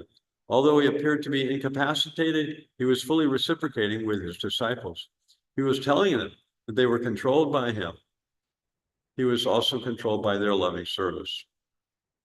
Srila Prabhupada then explained the significance of Guru Puja, analyzing some of the words in the song the devotees sang each morning during the ceremony. So the necessity is Prema Bhakti, he said. Prema Bhakti Vyaha Hoiti Avidya Vinasayati Divya Jnana. So what is that Divya Jnana? Prabhupada explained that it was the duty of the Guru to awaken Divya Jnana, or superior knowledge of the self, because the Guru reveals Divya Jnana, he is worship. For the non-devotee, Divya Jnana is never manifest, and one thinks of himself in terms of his body, as American, Hindu, or Muslim. So we worship the Guru, said Prabhupada, because he gives us superior knowledge. Not this knowledge of how to eat, how to sleep, how to have sex life, and defend. Generally, the political leaders and social leaders, they give this kind of knowledge: how to eat, how to sleep, how to have sex, how to defend. The Guru has no business with these things. He has Divya Jnana, superior knowledge. That is required. This human form of life is an opportunity to awaken that Divya Jnana, Hriday Prakasito. And if he is kept in darkness about that Divya Jnana, then life will be lost. Remember this, it is very risky life to be once again thrown into the waves of birth and death. We do not know where we will go. It is very serious. Krishna consciousness is Divya Jnana. It is not ordinary knowledge. So you should always remember these words, Divya Jnana Hriday Prakashito. And because of the spiritual master enlightens with Divya Jnana, one feels obliged to him. Yasya prasada bhagavat prasado yasya prasada nagati kakopi. So this Guru Puja is essential, just as the deity worship is essential. It is not cheap adoration. It is the process of enlightenment of Divya Jnana. Thank you very much. By the mercy of the spiritual master, one receives the benediction of Krishna. Without the grace of the spiritual master, one cannot make any advancement from Sri Sri Guru Vastika by Srila Vishwanath Chakravarti Thakur. Not only was Prabhupada reminding his disciples that he hadn't forgotten them, but he was also reminding them that they should not be absent from the Guru Puja and worshipful thoughts of the spiritual master, even if he was not able to personally come before them. Srila Prabhupada mostly stayed alone in his room, and during the day he would move from one desk to another, either to dictate the Bhagavatam, to take prasadam, or to speak to guests. He was especially prolific at his writing. Rising at 1 or 2 in the morning, he would dictate 90, 100, occasionally almost 200 digits on his dictating machine. This is more than he had done in months. But he had little appetite. He could not eat anything heavy, and sometimes he had no appetite even for a cup of milk. Palakanasi and sometimes Shira Chora Gopinath, Bengali devotee, were the cooks. Srila Prabhupada liked Shira Chora Gopinath's shukta, made from neem leaves, eggplant, bitter melon, potato, sweet potato, and yogurt. One morning, Srila Prabhupada asked for orange juice, but there were no oranges in the kitchen. Gopinath ran to get them, but when he returned, Srila Prabhupada was ringing his bell. Gopinath rushed in and told him, "I am just coming. It takes time to make the juice." After a few minutes, when the juice did not come, Srila Prabhupada then repeatedly began ringing his bell. As Gopinath at last entered with the juice, Prabhupada spoke out angrily. "I am sick with no appetite, and when I have a little hunger, then you take hours." He didn't want the juice, but Gopinath put it on the table anyway. Srila Prabhupada picked up the glass and drank it. "You are serving me so nicely," he said quietly. "I'm always chastising you. When one gets old, he becomes short-tempered." Gopinath had not felt bad about the reprimand, but on these humble words from Srila Prabhupada, he felt terrible. Gopinath became so emotional, he could hardly speak. Yet he managed in a choked voice to say, "Please, Srila Prabhupada, don't speak like that. I make mistakes, and if you don't correct them, then who will?" There were many little personal exchanges like this between Srila Prabhupada and his assistants, but sometimes he would be more silent and inward than they had ever seen him before. He would spend time chanting and reading, and only on special occasions would he see a guest. Srila Prabhupada agreed to an interview with Mr. Koshi, assistant editor for the Current magazine. Mr. Koshi's approach was not reverent, but provocative, in search of a lively interview. Prabhupada was interested in speaking to many people through a magazine article, but he had no interest in flattering the editor or in compromising. Especially of late, as at the Bombay Pandal, Prabhupada was speaking in the most plain, direct words. Whoever approached him, he informed about Krishna and their illusion in not accepting Krishna. Mr. Koshi asked Prabhupada why he had been recognized first in countries other than India. "Because they, Indians, are so poor that they cannot purchase diamond," said Prabhupada. "But diamond must be there. They are so poor-hearted, their education has been so poorly given that they cannot understand." "Poorly given?" asked Mr. Koshi. "Yes," replied Prabhupada. "They are teaching, you are this body, jump like cats and dogs, that is all. That is nationalism? It is. You are this body, jump like cats and dogs. A group, as a group of crows together, caw, caw, caw. That has been taught. Make a group and crow. But you don't find this word nationalism in the Bhagavad Gita. These are all borrowed words." "So what is your alternative?" asked Mr. Koshi. "We are preaching internationalism," said Prabhupada. "Everyone welcome. Come to Krishna consciousness. Here is Christian, Hindu, here's African, Mohammedan, everything. That is real United Nations. If they're thinking that I am American, then why are they after a poor Indian man? Indians are known outside India as poverty-stricken, and that's a fact. But actually, we are not poverty-stricken. If we cultivate our own standard of knowledge, Bhagavad Gita, then we are the richest. We can give the world these gifts. Prabhupada said it was regrettable that scholars and politicians pretend to be students of Bhagavad Gita without even knowing the difference between the body and the owner of the body. They do not even know the first lessons of Bhagavad Gita. So what is the solution? Asked Mr. Koshi. Solution, Prabhupada shouted. You learn it. But they don't want to do it, said Mr. Koshi. Then they will go to hell, said Prabhupada. What can be done? If you want to cut your own throat, you can do it. Who can save you? But our duty is to say, don't commit suicide. Mr. Koshi made a case for drinking tea and coffee. He could not see how such things were sinful. Prabhupada explained that they were intoxicants.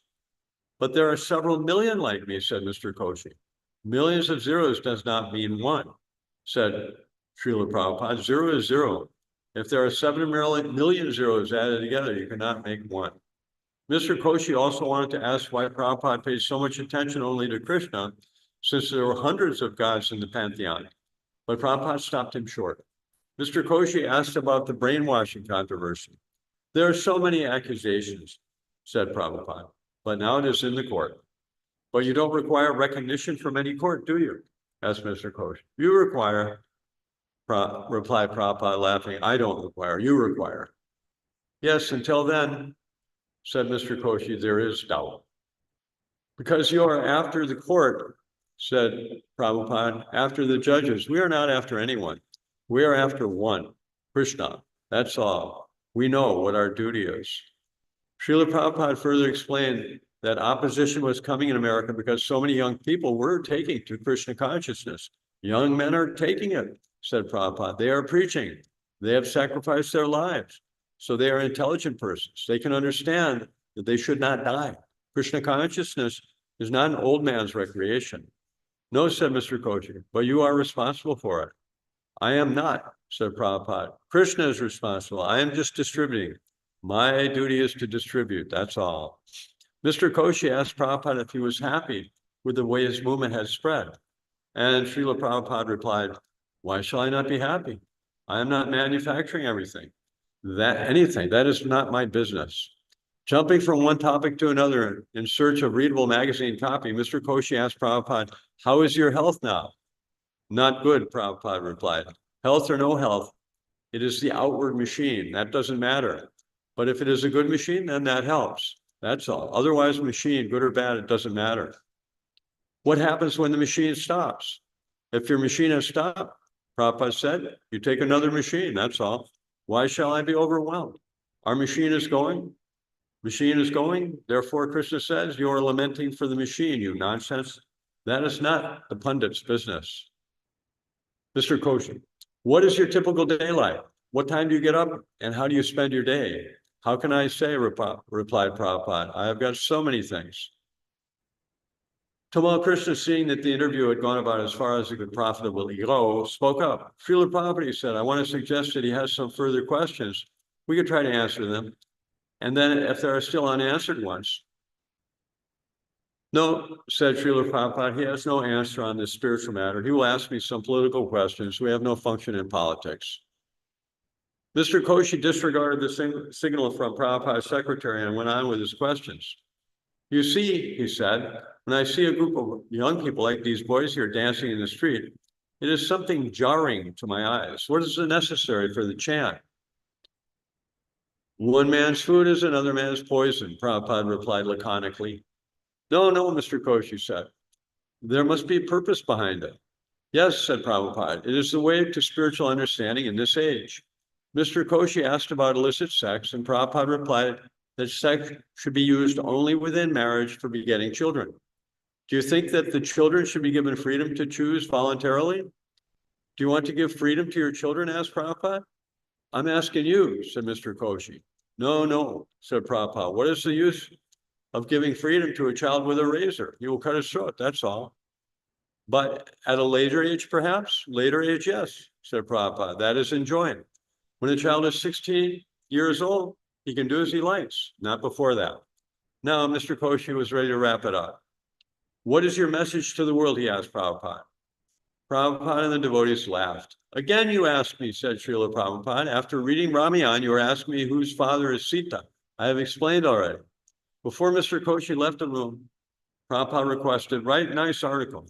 Don't worry about that, Mr. Koshi replied. It is my job. Srila Prabhupada made sure Mr. Koshi took prasadam before leaving. Disciples continued to come to Bombay in hopes of getting direct instructions from Srila Prabhupada. Much could be done through his secretary avoiding how are you feeling conversations. Yet sometimes Prabhupada did meet directly with certain disciples. He was still involved, at least through his secretary, in most of the important dealings of his movement and its leaders. By mail, he heard Atreya Rishi's plans for introducing Krishna consciousness in Karachi, Pakistan, and he said his plans were intelligent. He saw and approved a new film by Yadubar. He met with Hamsadutta Swami and requested him to develop the preaching in Sri Lanka. He heartily approved Prabhu Vishnu's going to preach in Dhaka, Bangladesh. He heard of the meeting for strong preachers, need for strong preachers in Hyderabad. And when Srila Prabhupada's disciple Sridhar Swami came to see him, he asked him to go there. He saw Lokanath Swami and encouraged him in his program of traveling by bullock cart and preaching in Indian villages. Lokanath had brought Srila Prabhupada a Marathi translation of the Perfection of Yoga, and Srila Prabhupada sat for some time listening to Lokanath Maharaj read it aloud. Although Prabhupada said he didn't know the Marathi language, when an ISKCON Bombay Pujari wanted to know if some Shalagram Shilas were bona fide, Srila Prabhupada agreed to see them, confirmed that they were genuine, and advised how they should be worshipped. Certain managerial affairs Prabhupada would try to avoid, although often to no avail, such as concerning the delays in completing the construction work at Bombay. He could hear the sounds of the work, and sometimes it was noisy, but it was the slowness that perturbed him. Sometimes he would sit silently for hours and then remark to his servant or secretary that he was very upset by the construction delays. You are sincere workers, Prabhupada told the devotees in charge, but no intelligence. I can see that this construction work is not going on. Am I to close my eyes? I can do that, but I am a sensible man. How can I close my eyes? They are all giving their excuses. Srila Prabhupada analyzed the different leaders and on finding defects in each of them concluded that they were incompetent to speed up the construction. When Tamal Krishna suggested that maybe they should consult a life member who was expert in construction, Prabhupada approved. So Mr. Mohatta, an engineer and life member, was brought to see Srila Prabhupada. At that time, the construction company was demanding that all past bills be paid before they would go on with the work. But Srila Prabhupada said he wouldn't pay any more bills until the work was completed. Then all bills would be paid in full. Although some of the devotees were more inclined to pay the company right away, at least partially, so that the work would go on smoothly, Mr. Mohatta at once appreciated Prabhupada's reasoning and began dealing with the construction company on that basis. He got results, and Prabhupada was relieved. Thus, although Prabhupada was eager to retire fully, he did not feel he could remove himself from ISKCON management yet. Srila Prabhupada had no regular doctor. From time to time, a Kaviraj might show up to give a diagnosis and some medicine, but Prabhupada wouldn't take it very seriously. He didn't consider these Kavirajas very qualified. And if the medicine tasted bitter or produced any bad effect, he would stop taking it. Everything was up to Krishna, and a doctor couldn't change that. Prabhupada mentioned the relative merits of Ayurvedic and homeopathic medicines, but like any other mundane topic, medicine was something he showed little interest in. He began having the newspapers read to him. Much of the news dealt with the downfall of the Congress Party and the reform promises of the Janata Party. From time to time, Prabhupada would comment, these rascals, wherever they go, they create trouble. One time he commented, Manda Sumanda Mataya. They have got a conception which is very bad. Their religious, social, and political conceptions are all condemned. Prabhupada's conclusion, what the fools and rascals are doing, that is in the newspapers. Prabhupada directed Tamal Krishna and the others to write letters and articles replying to some of the news stories. In one news editorial, the writer criticized formal education as corrupting the minds of children. Educationists and researchers, the writer urged, should look into the question and suggest remedies. Srila Prabhupada, that means the rascals do not know that godless and godless education will be like that. The teachers who are suggesting they are themselves bad and they are leading, they do not know what is the defect. You can write to them, you leaders, you do not know what is the cause. This is the cause. Harav abhaktasya kuto mahaguna manoratana sati davato bahi. Without God consciousness, there cannot be any education. There cannot be any good qualities. You do not know this. And you simply are crying in the wilderness. All the education and its propaganda is to make the world godless, although most scientific knowledge of God is there in Bhagavad Gita. Write him, give him a slap. You do not know him. Another article, 100 million Harijans pick a new Messiah, observed the death anniversary of Dr. Amritsar, the former champion of human rights for the untouchable caste. The writer lamented that the untouchables termed Harijans by Mahatma Gandhi were so downtrodden and presented such a baffling problem to the leaders and people of India. Srila Prabhupada asked Tamal Krishna to write to the editor explaining how Krishna consciousness uplifts the most flawed. We shall elevate them to go back to Godhead, whatever they may be, said Prabhupada. The defect was that Gandhi started this Harijan movement, keeping them where they are, and at the same time, changing their name by rubber stamp to Harijan. That must be a failure. Just by artificially giving him money or stamping approval won't change anything. You have to change him, and they have no plan for that. We should not misuse this word Harijan, which means the personal associate of God. Prabhupada said that some of the senior devotees should regularly write on topics which he would suggest. More and more, they should take up the management, write essays, and give lectures transmitting the arguments he would give them. Now you try to manage the whole world organization, all GBC men, said Prabhupada. Suppose I am not there. Manage very nicely, but not independently to create havoc, but really manage. I am still present, so I will give you direction. Don't spoil it. We're in a very good, prestigious position, so much hard labor. I started with a very humble condition, and now it has come to such an exalted position. So don't spoil it. That is my request. Increase. That will depend on your character, behavior, and preaching. Everyone was astonished how I started this without any help. My only asset I was sincere. Everyone knows it. Otherwise, how is it possible? The days went by peacefully with mild, pleasant breezes, always passing through Srila Prabhupada's room. His intelligence was ever sharp and alert, and yet his health did not improve. Bhavananda Goswami had come from Mayapur and had been intimately serving Srila Prabhupada, but he had to return to Bengal for important preaching duties. Srila Prabhupada said there was no doubt that Bhavananda was the best at giving massage and taking personal care of his spiritual master. But the personal servant's duties were not as important as preaching. Upendra, who had come to be Srila Prabhupada's personal servant, was surprised to see how Prabhupada's diet had changed. He could no longer cook the khichdi, which Prabhupada had previously liked. Often Prabhupada would not even speak when he wanted something. He would indicate an idea or desire with a nod of the head, a glance, a flick of the finger, or a sound like, From his room, Prabhupada heard the routine sounds of the day, the call of the cuckoos and the crows, the hammering of the marble workers, and the more distant car engines, horns, bicycle bells. He could also hear the pujari's bell and the conch shell at each arti, as well as the kirtans, bhajans in the temple room.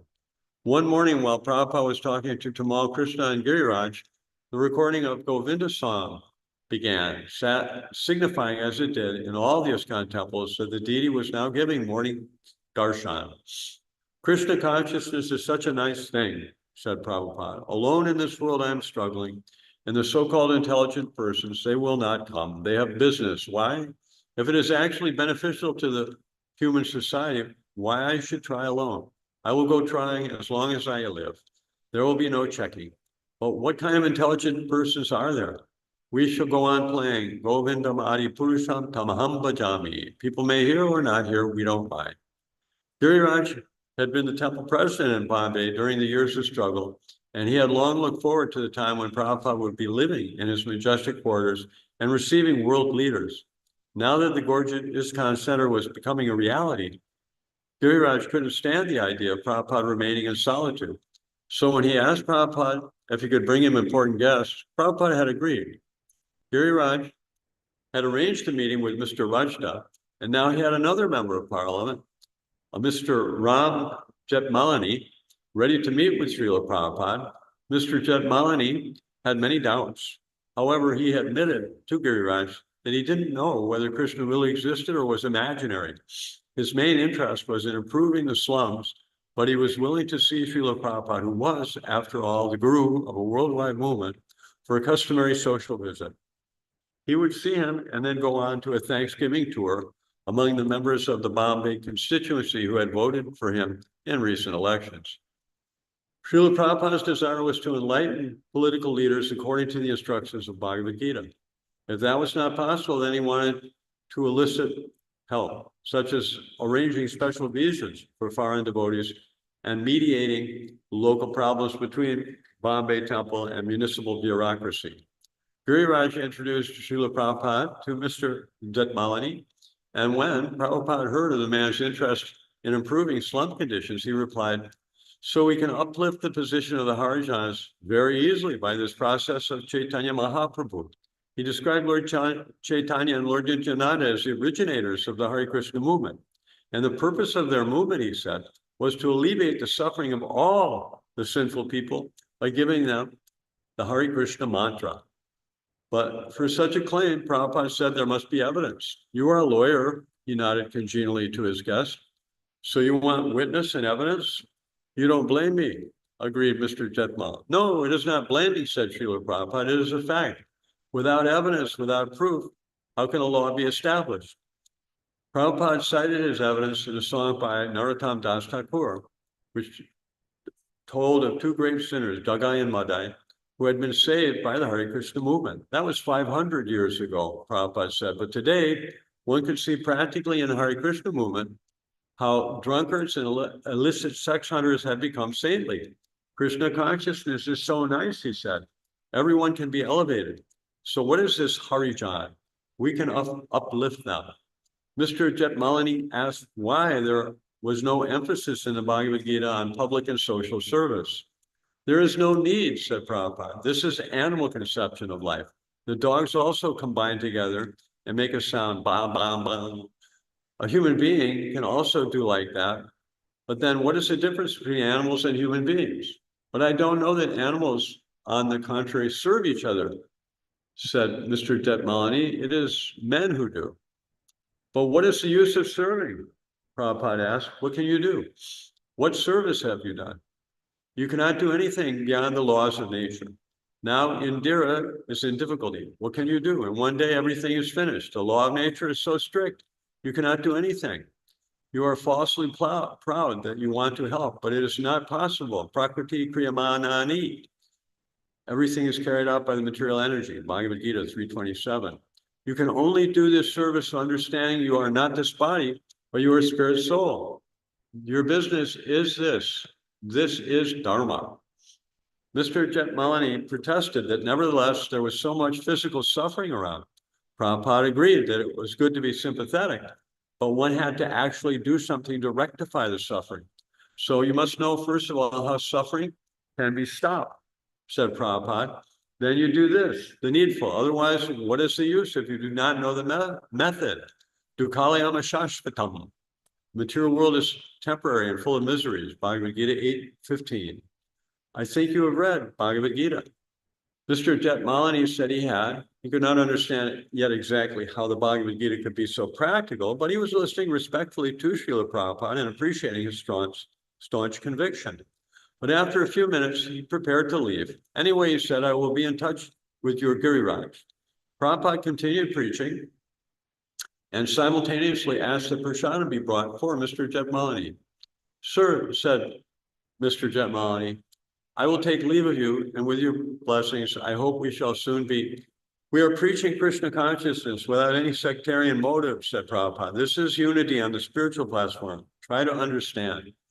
Mr. Jetmalani said he hoped that he could be of some use to Prabhupada's movement. Yes, Srila Prabhupada said, that is required, that you want to cooperate.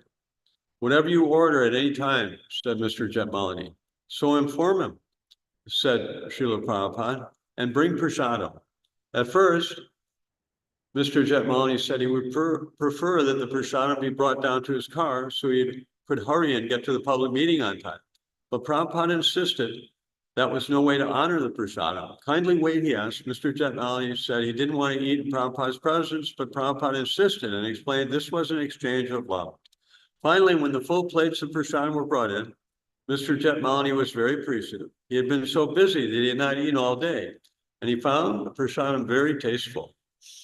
This is the real human service, said Prabhupada, watching with pleasure as his guests began to eat, to give them knowledge. Mr. Jetmalani became more relaxed and friendly, inquiring about Prabhupada's daily routine and about different aspects of how Westerners had taken to Krishna consciousness. Giriraj mentioned earlier that Mr. Jetmalani had been questioning whether Krishna had an actual existence or whether he was imaginary. Why imaginary? Said Srila Prabhupada. He is in history, Mahabharata. Prabhupada continued to give historical evidence of Krishna from the Shastras, and Mr. Jetmalani listened submissively while continuing to eat. In due course, sweets were brought. In northern India, said Prabhupada, first of all, they give sweets, so they eat sweets to heart's content. The best way to destroy your appetite is to eat sweets first, said Mr. Jetmalani. Yes, Prabhupada said, and they both laughed. So I am very glad that you have taken the prasadam, said Srila Prabhupada. I am pleased. Therefore, I wanted that you eat before me. It is a great pleasure. On the best of terms, Prabhupada and his guests departed with Mr. Jetmalani promising he would confer with Giriraj about any problems. Giriraj was ecstatic.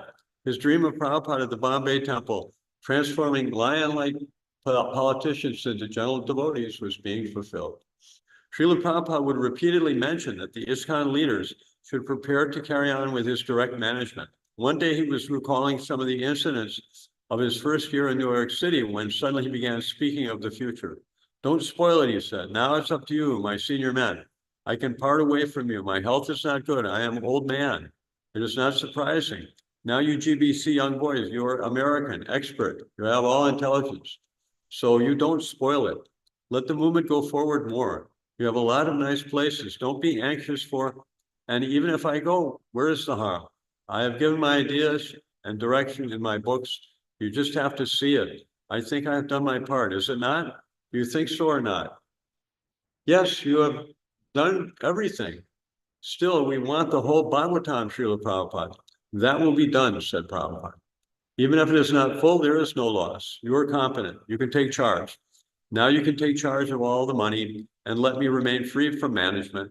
My only request is don't spoil it. I have sometimes chastised so that it may not be spoiled. Prabhupada said that for him to see that things were going on nicely under his ISKCON leaders would make him happy. And I will go on writing books. That will be all right? He said there was no need for him to eat anymore. Since he was not physically active, there was no purpose in taking lunch of chapatis and rice. Giriraj expressed that it was the pleasure of Prabhupada's devotees to see him eat and relish prasadam. But Srila Prabhupada disregarded this and said the brain could be kept active just by a little fruit or milk. These moods, Prabhupada speaking of retirement and fasting, even hinting of passing away, were only occasional moods. They were very real, practical, and sober, but he would turn to other things, promising his continual involvement with his disciples, his movement, and the world. After a brief spell of such talking, he would again be commenting fiercely on the follies of the scientists and politicians. Srila Prabhupada said that if a man cannot accept the simple logic that there must be God, then he was obstinate and not even sane. But these animals, he said, they are passing on as big scientists, philosophers, theologians, and so on and so forth. We have to stop them. Namam duskritano mudha papadyante naradhama. This is the qualification of the person who does not accept God. He is either a duskritina, a naradhama, mudha, or a maya pritagyana. Maya pritagyana means those who are highly educated but have no knowledge. Asuram bhava means they do not believe that God exists. So as Krishna conscious leaders, you have to chastise these rascals. Giriraj said, it's actually relishable to chastise them. Yes, Prabhupada laughed. It is a pleasure sport. As they spoke, Chora Gopinath entered with the daily newspaper. What is the news, Prabhupada asked? What are all these rascals saying? Newspaper means all the statements of rascals. Gopinath read the headlines. Honest plea to Congress Chief Minister, mischief calls for assembly election. Again, elections, said Prabhupada, as if election will change their quality. Let them remain rascals and simply by election, replace one rascal with another rascal. Let them remain rascal but get votes. That is described in Bhagavatam. Svavid varahostra karai stutaha. The population is Swavid varahostra, and they are giving vote, another big pashu, animal. Yes, this is democracy. The voters are pashus or beasts, and they are selecting another big pashu. This is going on. These rascals do not know that if instead of tiger we select lion, well, what is the difference? Simply names. The tiger was present, now the lion is present. Both of them are animals. Where is the man, the human being? This is going on. And because they are pashu, they say, oh, now there is lion. Now the tiger is driven away. Now there is lion. This is going on. Am I right? Srila Prabhupada continued his sharp critical interest in his movement. When he received a report that devotees working with the BBT in Los Angeles were receiving salaries, he became disturbed. He enunciated his policy and asked his secretary to make it known. Krishna consciousness means Vairagya Vidya, renunciation and knowledge, he said. They are taking advantage of the temple facilities for their sense gratification. Do you understand? Prabhupada said that the temple living was for brahmacharis and sannyasis. If a grahasta was rendering essential service, the temple could provide an apartment for him. But why salary, asked Prabhupada? Where is the question of salary? Where is vairagya, renunciation? Salary projects should be stopped. If they want salary, they can work outside. In the name of Vaishnav, he is drawing salary, living comfortably, having sense enjoyment. So all you, my officers, you should think this over and do the needful. Prabhupada told how Lord Chaitanya was living in the perfect situation in family life with his wife and mother, and yet he felt left it all to practice vairagya. And thus he was praised by Sarvabhauma Bhattacharya. You are the supreme person, appearing as Sri Krishna Chaitanya, and you are teaching renunciation and devotional service. For weeks, Giriraj and his political acquaintance, Mr. Rajda, had spoken about arranging a meeting between Srila Prabhupada and India's new Prime Minister, Morarji Desai. When it was brought before Srila Prabhupada, the critical question was whether Srila Prabhupada would consider going to see the Prime Minister somewhere in the city. But that is not respectful, said Prabhupada. Then he does not know how to honor a saintly person, useless to me. If he has no respect for a saintly person, if he thinks he is greater than a saintly person, then the visit is useless. Then the meeting will start on the wrong foot, said Tamal Krishna. He has to come see you, Srila Prabhupada. There are so many examples in the Shastra of big personalities coming to see saintly persons. Even Chaitanya Mahaprabhu refused to see the king of Orissa, said Prabhupada. What to speak of going there? Prabhupada explained that he did not require anything from the prime minister, but for the benefit of the human society, he could suggest some things to him. He said that it was a fact that sometimes when in difficulty, a saintly person could approach a king. He gave the example of Lord Chaitanya's devotee, Gopinath Pattanayaka, and how the devotees asked Lord Chaitanya to intervene to save him. But Lord Chaitanya showed that it was a difficult job to approach such royal persons. With these guidelines in mind, Giriraj pursued the idea of a meeting. On the evening of May 5th at about midnight, Giriraj received a phone call from Mr. Rajda. The meeting with Morarji Desai was fixed for 7:30 the next morning. The Prime Minister was only going to be in Bombay for 1 or 2 days and would be staying at his son flat on Marine Drive. Although Giriraj knew that Prabhupada had said he would not go to Mr. Desai, Giriraj wanted to consult Prabhupada to see if certain leading disciples should go. Not wanting to disturb Prabhupada, he tiptoed into Prabhupada's hallway and peeked into the room. Prabhupada was awake, sitting at his translating table working. He looked up, saw Giriraj, and motioned him to come forward. Srila Prabhupada, said Giriraj, I'm very sorry to disturb you at this hour, but I just received a phone call from Ratan Singh Rajda. Giriraj related that Morarji Desai was ready to meet them at his residence the next morning. Srila Prabhupada explained that he wanted to see if Morarji Desai would have been willing to come and meet him at Hare Krishna land. It's not that I'm proud, he said, that I can't go meet him at his place, but unless his mood is respectful, there is no use. Prabhupada said that this was the test of whether the Prime Minister had a proper attitude. He agreed that Tamal Krishna Goswami and Giriraj should go ahead and meet the Prime Minister. Giriraj, this meeting with Srila Prabhupada was one of the most intense and unique that I ever had. Although I was able to be in his presence so many times, we were alone together at midnight. Everyone else was asleep. All the lights were out, and it was just the two of us in his big room.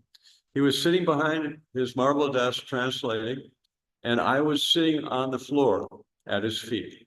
I said, Prabhupada, I'm sorry that I had to disturb you like this in the middle of the night.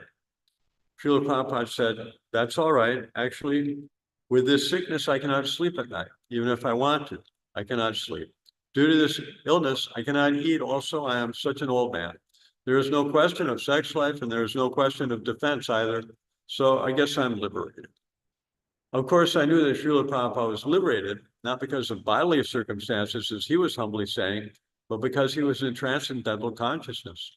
He was always up at night translating, not because he was sick and couldn't sleep, but out of devotion to his Guru Maharaj and Lord Krishna.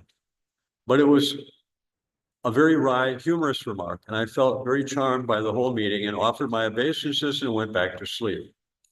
The next morning, Tamal Krishna Goswami and Giriraj were prepared well in advance for their meeting with the Prime Minister.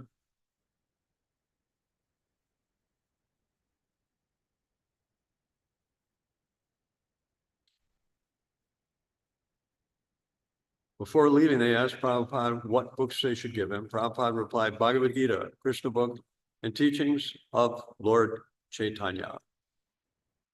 Hare Krishna, Krishna Krishna, Hare Hare, Hare Rama, Rama Rama, Hare Hare.